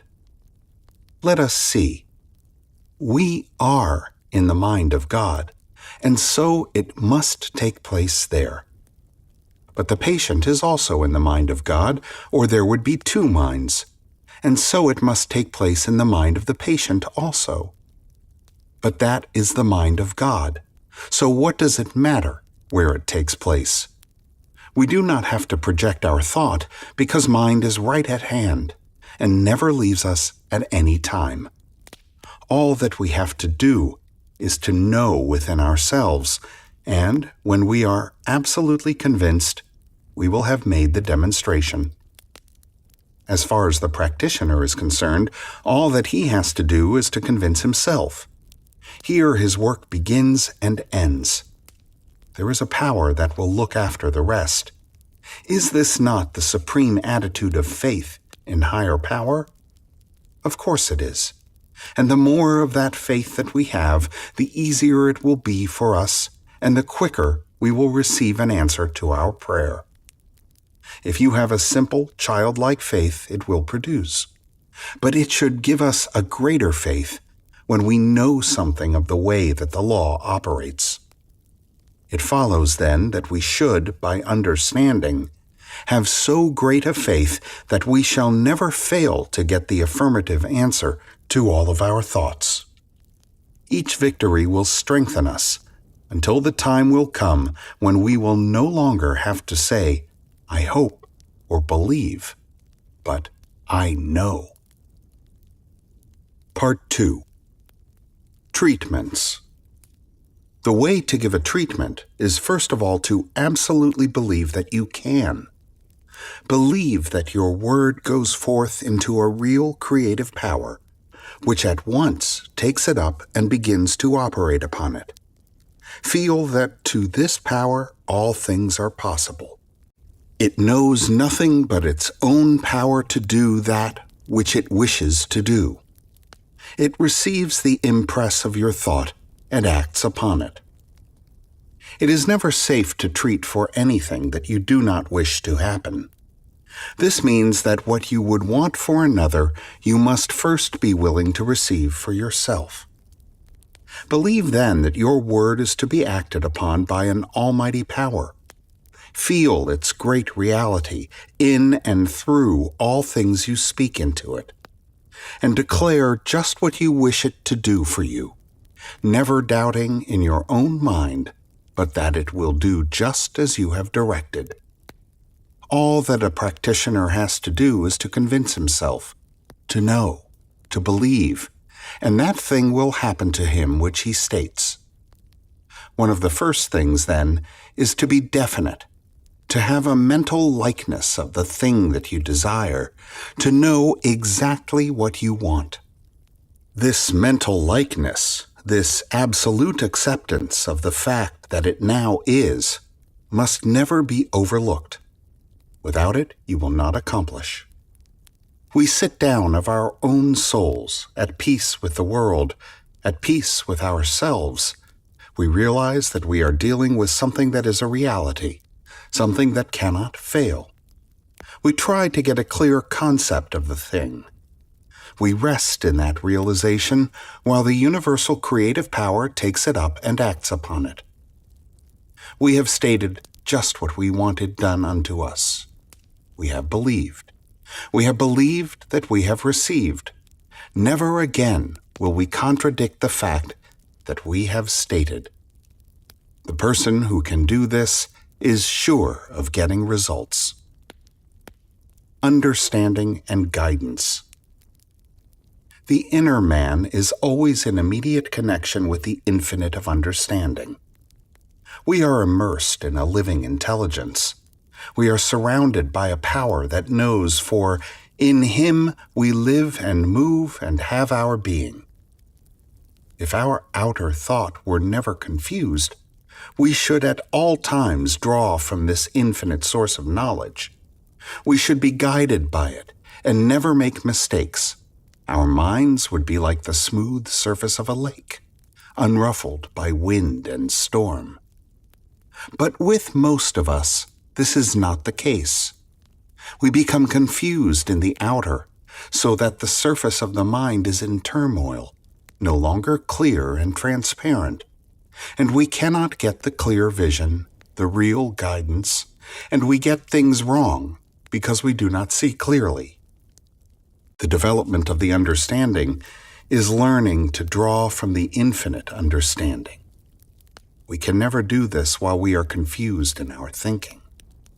The first thing to do when we wish a greater understanding is to be still and listen to the inner voice, to withdraw for a few moments into the silence of the soul, taking here what we already know and realizing that a greater intelligence is enlarging it. Here we indefinitely take the pattern of our thought, the thing that we are working on, and ask for and receive new light. We hold this up in divine light and try to believe that we are being guided. We state that supreme intelligence and absolute power are acting upon our thought and bringing it to pass. It is now guiding us, and we shall make no mistake. We hold ourselves in the secret place of the Most High and abide under the shadow of the Almighty. How to know just what to do. Often we find ourselves confronted by the problem of how to begin. We are not sure what we want to do. We see no way to begin anything, see nothing to begin on. When we find ourselves in this position, humanly speaking, not knowing where to turn, then of all times we must be quiet and listen. Then, of all times, we must trust that the same power that started all things will also start us in the right road, for without some superior power, we shall surely fail. How often do people in the business world find themselves in this position? They realize that something must be done, but what? How get the idea to work out? Here we must wait and know that the same power that first thought a universe into being can also think our world and work into being. It knows all things. It knows how to begin, and it cannot fail. We wish in some way to connect with this power that will never fail us, so that we may draw from it some idea to begin with. We must realize that there is something that wants to respond, to make manifest, and in this realization, wait for the idea. It may not come at first, but we must be patient, never doubting, and waiting thus in faith. It will come. I once knew a businessman who was connected with a firm that had always been very successful, but at that time something had occurred that was causing them to lose out. This had gone on for a year, and things were going from bad to worse. Failure seemed inevitable. He became interested in new thought. He was told he could draw an idea from the infinite and work it out on the plane of the visible. He told his partners that he wished to go home for a few days, and that when he came back he would have worked out an idea which would put the business on a successful basis.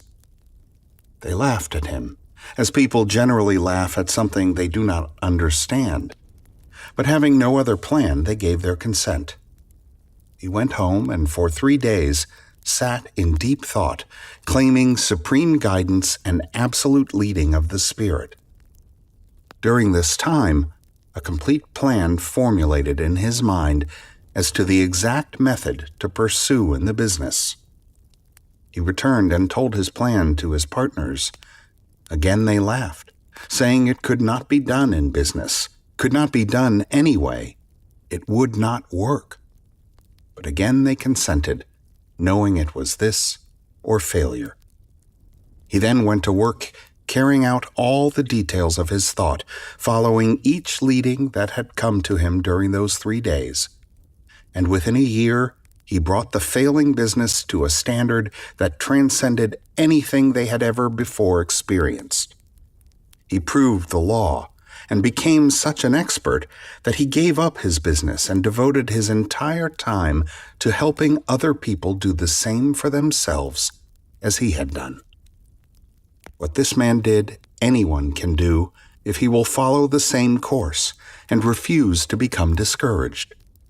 There is a power that simply awaits our recognition of it, to spring into our thought as an unfailing leading, an unerring guidance. To those who lean on the ever-outstretched arm of the infinite, life is big with limitless possibilities. We must wait and listen, then go about our outer business with an inner conviction that we are being led into a more perfect expression of life. All can do this.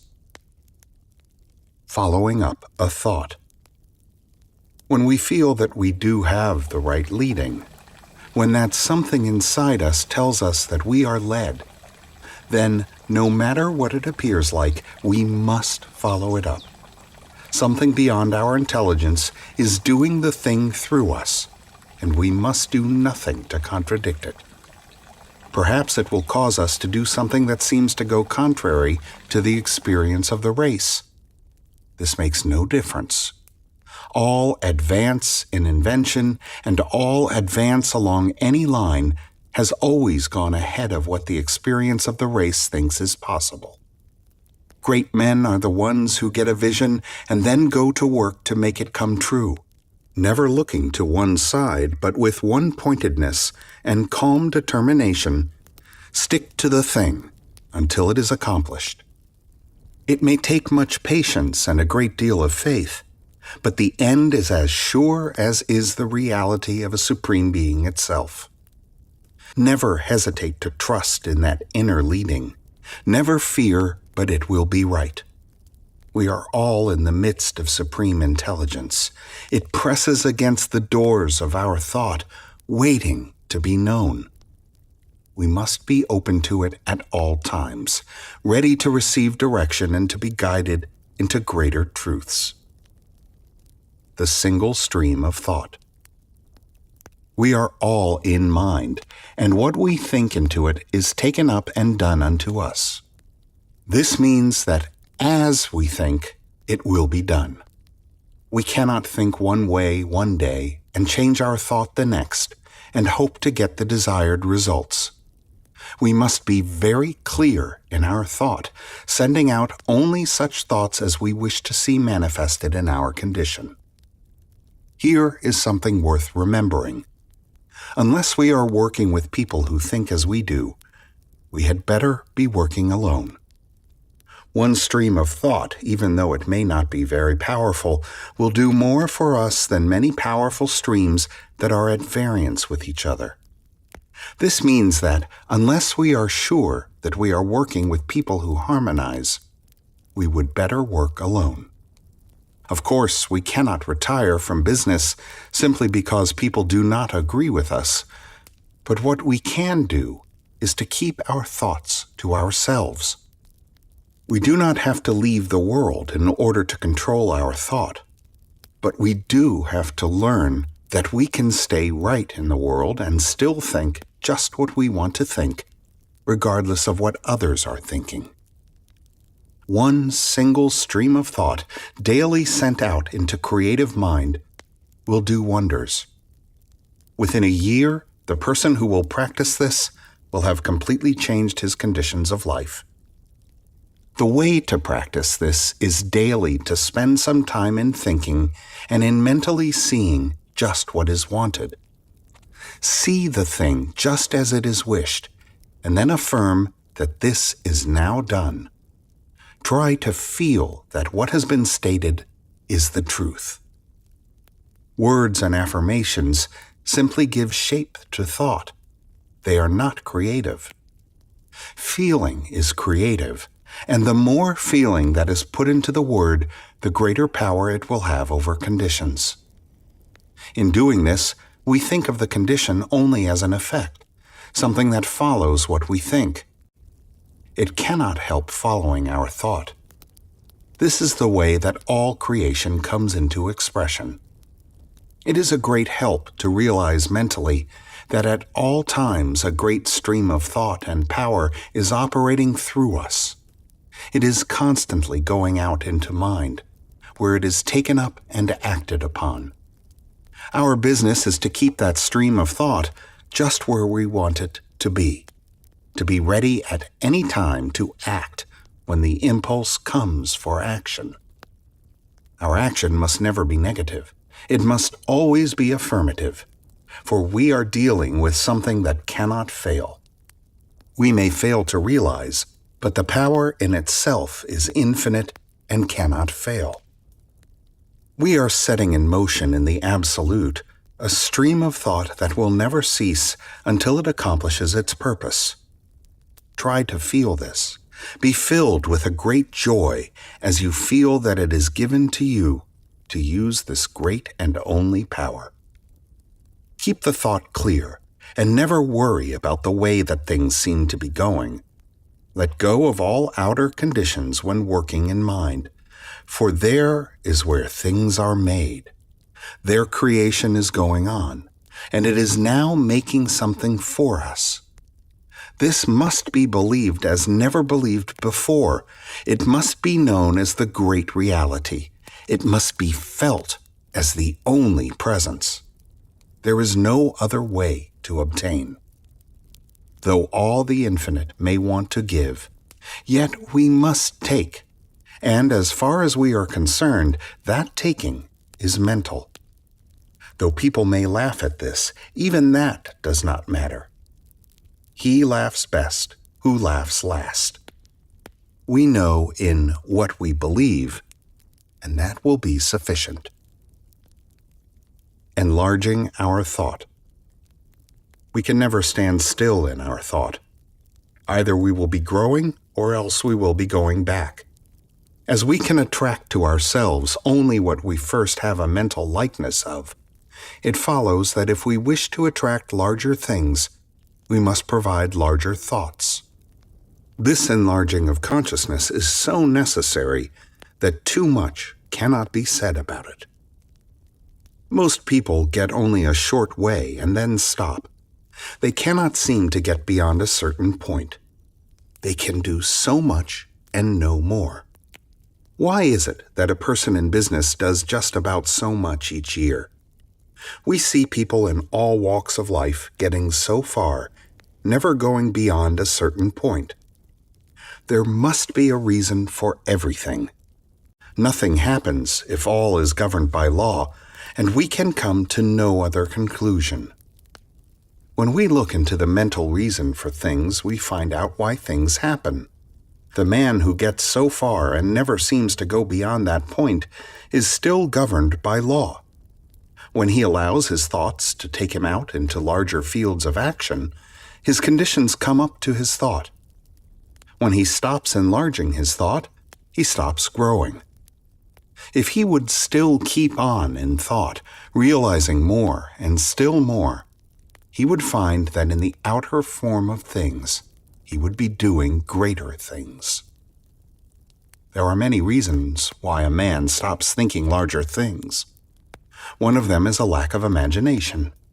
He cannot conceive of anything more to follow than that which has already happened. Another thought works like this. This is as far as anyone can go in my business. Right here, he signs his own death warrant. Often a person will say, I am too old to do bigger things. There he stops. Someone else will say, competition is too great, and here is where this man stops. He can go no further than his thought will carry him.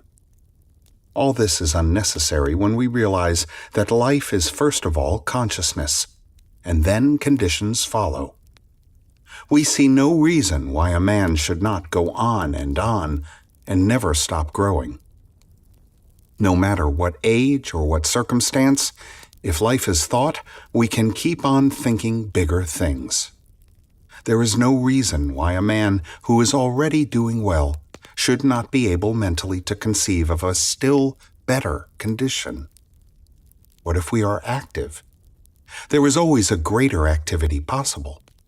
We can still see a little beyond what has come before. This is just what we should do. See, even though it be but a little beyond our former thought.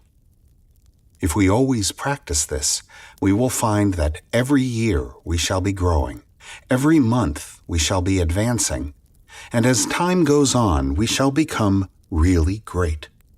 As there is no stopping in that power which is infinite, as the limitless is without bounds, so should we keep on trying to see more and greater possibilities in life. We should definitely work every day for the expansion of thought. If we have 50 customers a day, we should endeavor to believe that we have 60. When we have 60, we should mentally see 70. This should never stop. There is no stopping place in mind. Let go of everything else. Drop everything else from your thought, and mentally see more coming to you than has ever come before. Believe that mind is establishing this unto you, and then go about your business in the regular way. Never see the limitation, never dwell upon it, and above all things else, never talk limitation to anyone. This is the only way, and there is no other way to grow a larger thought. The man with the big thought is always the man who does big things in life. Get hold of the biggest thing that you can think of and claim it for your own. Mentally see it and hold it as a thing already done, and you will prove to yourself that life is without bounds. Always be gathering. There is no reason why a person should ever stop. This does not mean that we should be miserly, trying to accumulate more and more to hold, but that our thought should so enlarge that it cannot help gathering more and more, even though, on the other hand, or with the other hand, we are ever distributing that which we gather. Indeed, the only reason for having is that we may give out of that which we have. No matter what big thing happens to us, we should still be expecting more and more. Even when we think that we have at last arrived, right at the moment when it seems as though life had given us all that we could stand, right here, let it be but a beginning for still greater things. No matter how large the picture that you hold in mind, make it larger. The reason why so many people come to the point where they stop is that they come to a point where they stop growing in their own minds. They come to a point where they can see no more, thinking that because they have really done a big thing, they should stop there. We must watch our thought for signs of inactivity. Nothing in the universe ever stops. Everything is built on a boundless basis, drawn from a limitless source, come forth from an infinite sea of unmanifest life. We speak forth into this life and draw back from it all that we first think into it.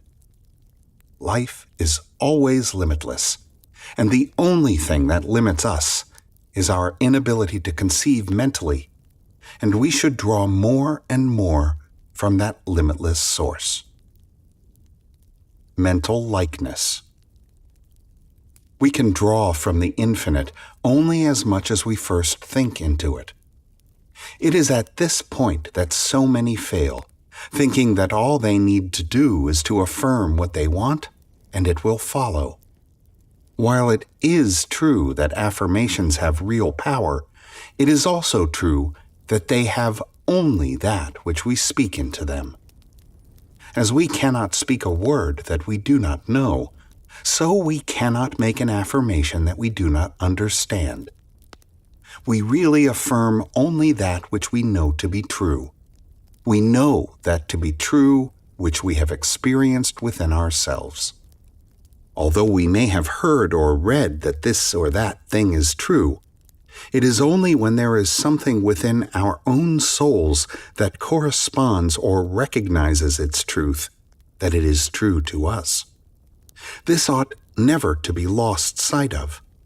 We can effectively affirm only that which we know, and we know only that which we are.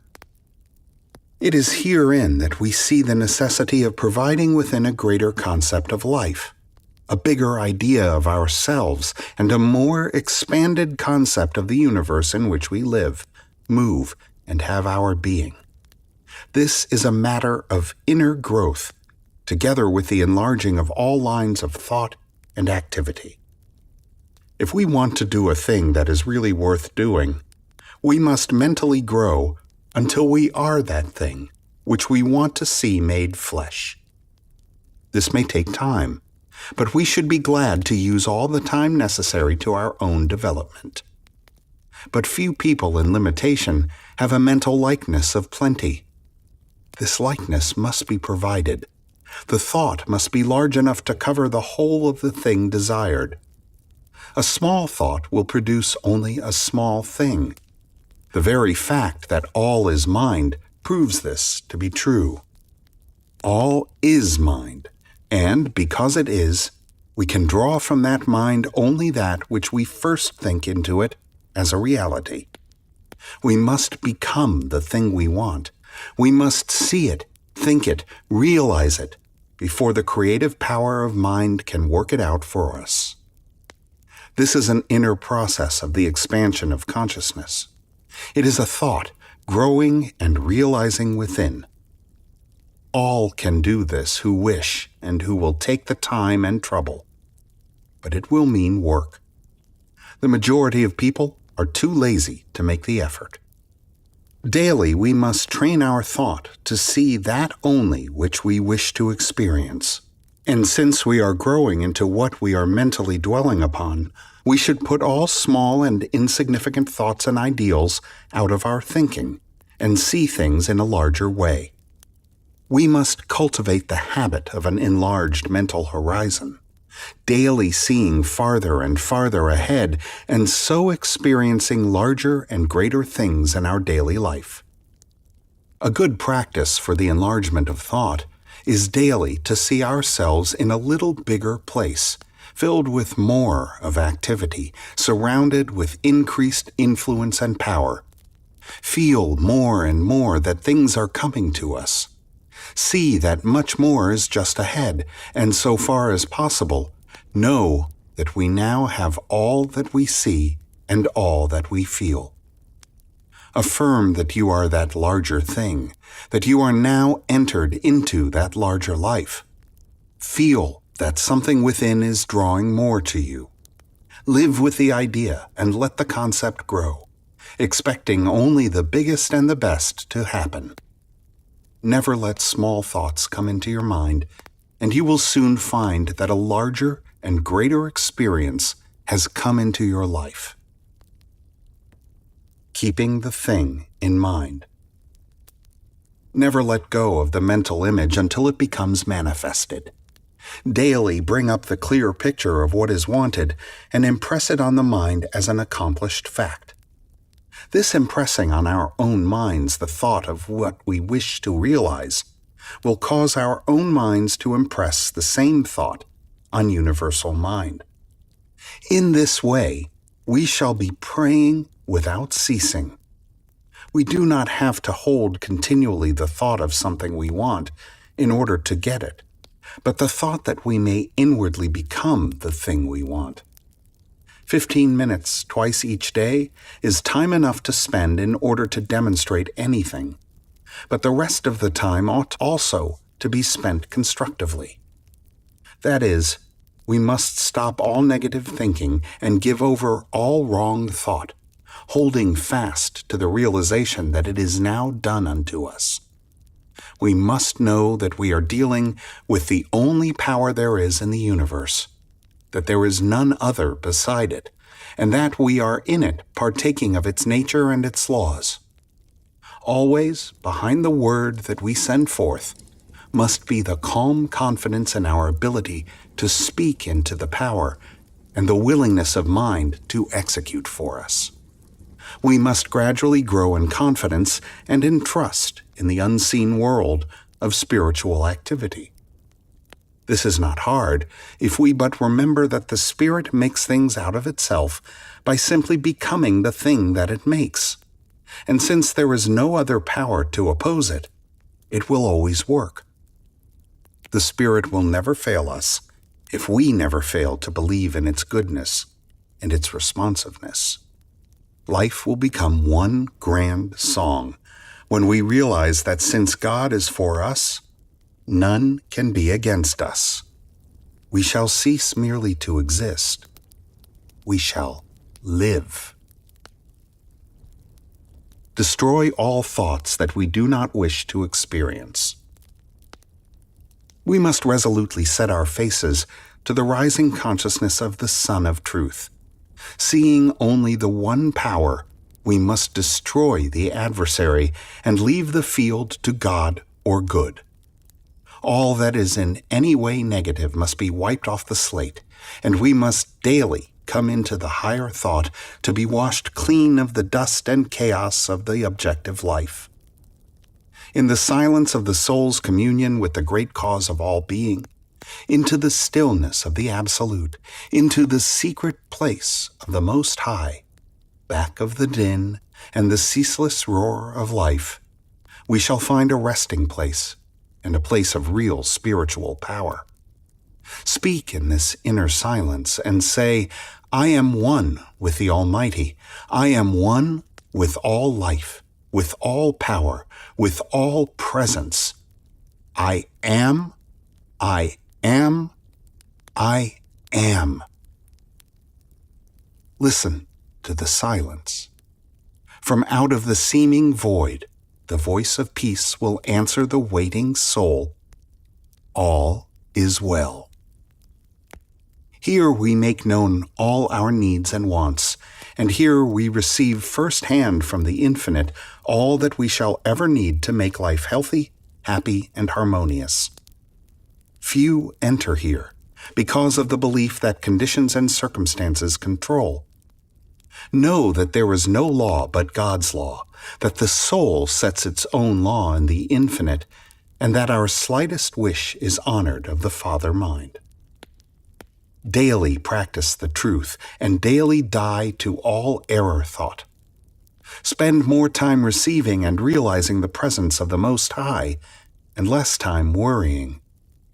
Wonderful power will come to the one who believes and trusts in that power in which he has come to believe. Know that all good and all God is with you, all life and all power, and never again say, I fear, but always, I trust because I know in whom I have believed. Direct practice for prosperity. Suppose that you are doing a mail order business and sending out cards to the whole country.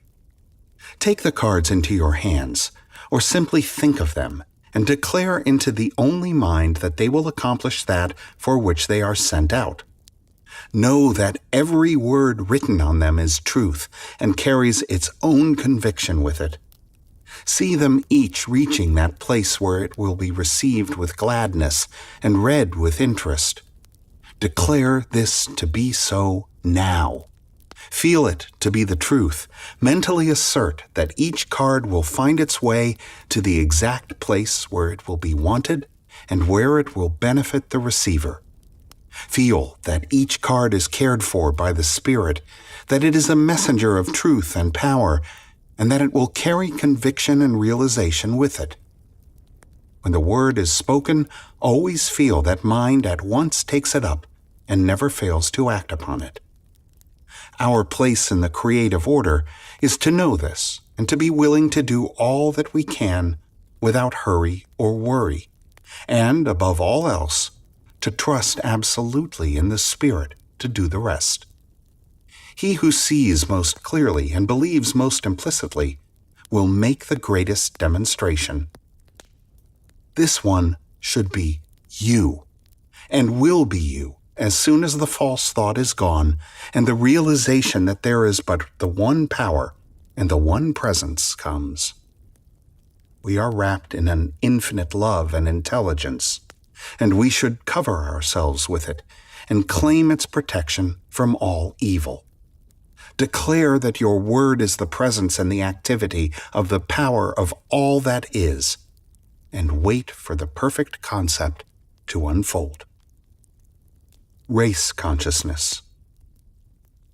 one of the things which greatly hinders us from demonstrating a greater degree of prosperity, we may call race thought or race consciousness. This is the result of all that the race has thought or believed. We are immersed in it, and those who are receptive to it are controlled by it. All thought seeks expression along the lines of least resistance. When we become negative or fearful, we attract that kind of thought and condition. We must be sure of ourselves. We must be positive. We must not be aggressive, but absolutely sure and poised within. Negative people are always picking up negative conditions. They get into trouble easily. Persons who are positive draw positive things. They are always successful. Few people realize that the law of thought is the great reality, that thoughts produce things. When we come to understand this power of thought, we will carefully watch our thinking to see that no thought enters that we should not want made into a thing. We can guard our minds by knowing that no negative thought can enter. We can daily practice by saying that no race thought of limitation can enter the mind. That spirit forms itself around us and protects us from all fear and from all limitation. Let us clothe ourselves in the great realization that all power is ours and that nothing else can enter. Let us fill the atmosphere of our homes and places of business with streams of positive thought. Other people will feel this and will like to be near us and enter into the things that we enter into. In this way, we shall be continually drawing only the best. Developing intuition. If a person always lived near to mind, he would never make any great mistakes. Some seem to have the faculty of always knowing just what is best to do. They always succeed because they avoid making errors. We can all so train ourselves that we will be guided by the supreme mind of the universe, but we can never do this until we believe that we can receive direct from the source of all knowledge. This is done by sitting in the silence and knowing that the Spirit is inwardly directing us. We should try to feel that our thought is being permeated by the thought of the Spirit. We should expect it to direct, but should never become discouraged if at once a direct impression is not received. The work is going on even if it is not seen or even felt. Thought is forming in our mind and in time will come forth as an idea. When the idea does come, always trust in it, even though it may not seem to be quite as we had expected. The first impressions are usually the most direct and the clearest. They are generally direct from the mind of the universe and should be carefully worked out into expression. We declare as we sit in the silence that the Spirit of all knowledge is making known within us just what we should do, that it is telling us just what to say or where to go. Have absolute reliance on this, as it is one of the most important things to do. We should always get that inner assurance before undertaking any new enterprise. Being sure that we have really put the whole thing into the hands of life, and that all that we have to do is to work it out in the outer. We shall learn to avoid mistakes when we learn to be directed by that inner voice that never makes mistakes. We should declare in the silence that intelligence is guiding us, and it will do so. Presence of activity. Suppose that your place of business does not seem to manifest any activity. That is, suppose that customers do not come. To the person in the business world, the presence of customers generally means activity. Suppose that you have come to believe that the principle will work in the smallest as well as in the greatest things. What you want now is a greater activity. How are you going to see activity when there is none? Here is a great question in truth. Must we overlook that which we see and that which we have experienced? Yes, absolutely. There is no other way. If we keep on seeing the thing as it appears, we will never be able to change its appearance. What we must do then, in spite of the seeming inactivity, is still to know and mentally to see and declare that we are in the midst of activity. Feel this to be true. Mentally see the place crowded. Know that it is packed full of customers all the time. Declare that your word draws them in. Have no sense of strain about it, whatever. Simply know that you are dealing with the only power that there is. It will work. It must work. Realize when you have spoken the word that a greater power has taken it up, and that it is being established unto you. Have no idea of limitation. Speak forth into mind with perfect trust.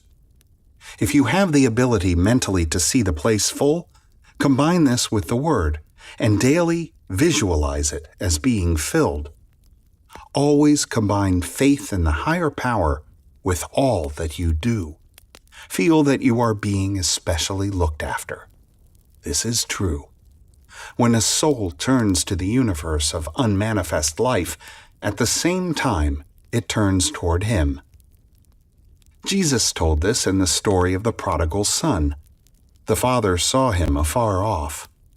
Always there is that inward turning to us of the parent mind when we turn to it and place ourselves in closer contact with life. We must keep our mind clear so that when the Spirit brings the gift, we will be open to receive it. Even God cannot force things upon us. We must receive even before we see. For the feeble hands and helpless, groping blindly in the darkness, touch God's right hand in that darkness and are lifted up and strengthened. Always when we believe, we will have that belief honored of the Spirit of life. Mentally seeing just what we want, still seeing even though the heavens fall, we shall succeed in proving that the law of life is a law of liberty. God made man to have all that the universe contained, and then left him alone to discover his own nature. Stop all striving and all struggle, and within your own soul, know the truth and trust absolutely in it. Daily declare that you are being guided and protected, and that the power of the Spirit is bringing all to pass, and wait in perfect peace and confidence. Such an attitude of mind will overcome anything, and will prove that spiritual thought force is the only real power in the universe.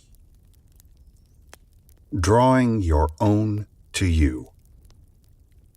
Suppose that you wish to draw friends and companions to you, that you wish to enlarge your circle of friendships. This too can all be worked out by law, for everything can be worked out by the same law, the reason being that all is one, and that the one becomes the many in expression. There are too many people in the world who are lonesome because they have a sense of separation from people. The thing to do is not to try to unify with people, but with the principle of life behind all people and things. This is working from the center and not the circumference. In this one mind are the minds of all people. When you unite your thought with the whole, you will be united with the parts of the whole. The first thing to do, then, is to realize that life is your friend and companion. Feel the divine companionship. Feel that you are one with all life. Declare that, as this thought awakens within your mind, so does it awaken within the mind of the whole race. Feel that the world is being drawn to you. Love the world and everyone who is in it. Include all, if you would be included in all. The world seeks strength. Be strong.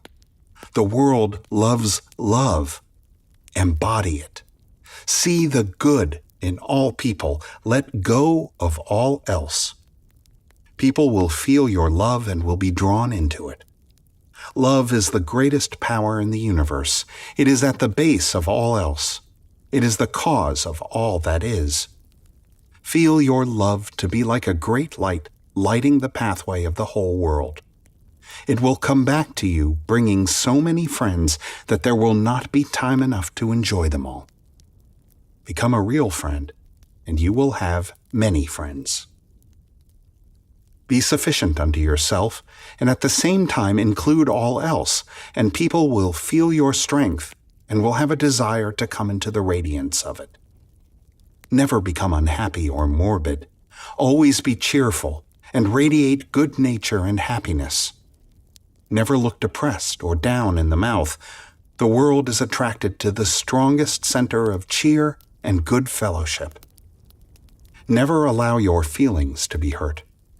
No one wants to hurt you, and none could, even though they did want to. You are above all that. Wherever you go, know that the Spirit of Truth goes before and prepares the way, bringing to you every friend and influence that will be necessary to your comfort and well-being. This is not selfishness, but good sense, and will surely bring to you a harvest of friends and companions. Declare unto mind that you are now linked with all people, and that all people are linked with you. See yourself surrounded with hosts of friends. Mentally feel their presence, and rejoice that all good is yours now. Do this no matter what seems to happen, and it will not be long before you will meet wonderful friends, and will be brought into touch with the great of the world. The final word.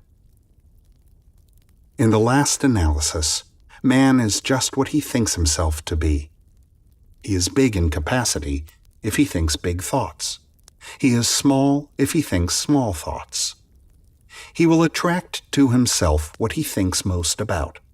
He can learn to govern his own destiny when he learns to control his thoughts. In order to do this, he must first realize that everything in the manifest universe is the result of some inner activity of mind. This mind is God, producing a universe by the activity of his own divine thoughts. Man is in this mind as a thinking center, and what he thinks governs his life even as God's thought governs the universe by setting in motion all the cosmic activities. This is so easy to understand and so plain as to use that we often wonder why we have been so long finding out this, the greatest of all truths of all the ages. Believing, thinking what is believed to be true, thinking into mind each day that which is wished to be returned, eliminating negative thoughts, holding all positive thoughts, giving thanks to the Spirit of life that it is so trusting always in the higher law, never arguing with oneself or with others, using. These are the steps which, when followed, will bring us to where we shall not have to ask if it be true, for having demonstrated, we shall know. The seed that falls into the ground shall bear fruit of its own kind, and nothing shall hinder it. He that hath ears to hear, let him hear. The end. I hope that you've enjoyed this presentation, and please remember to subscribe to receive notifications of upcoming recordings. This recording is a production of Master Key Society for the purpose of research, study, and discussion. The views and opinions expressed in this book belong to the author and may not always reflect those of Master Key Society or its affiliates. The video and audio is copyright 2024 Master Key Society.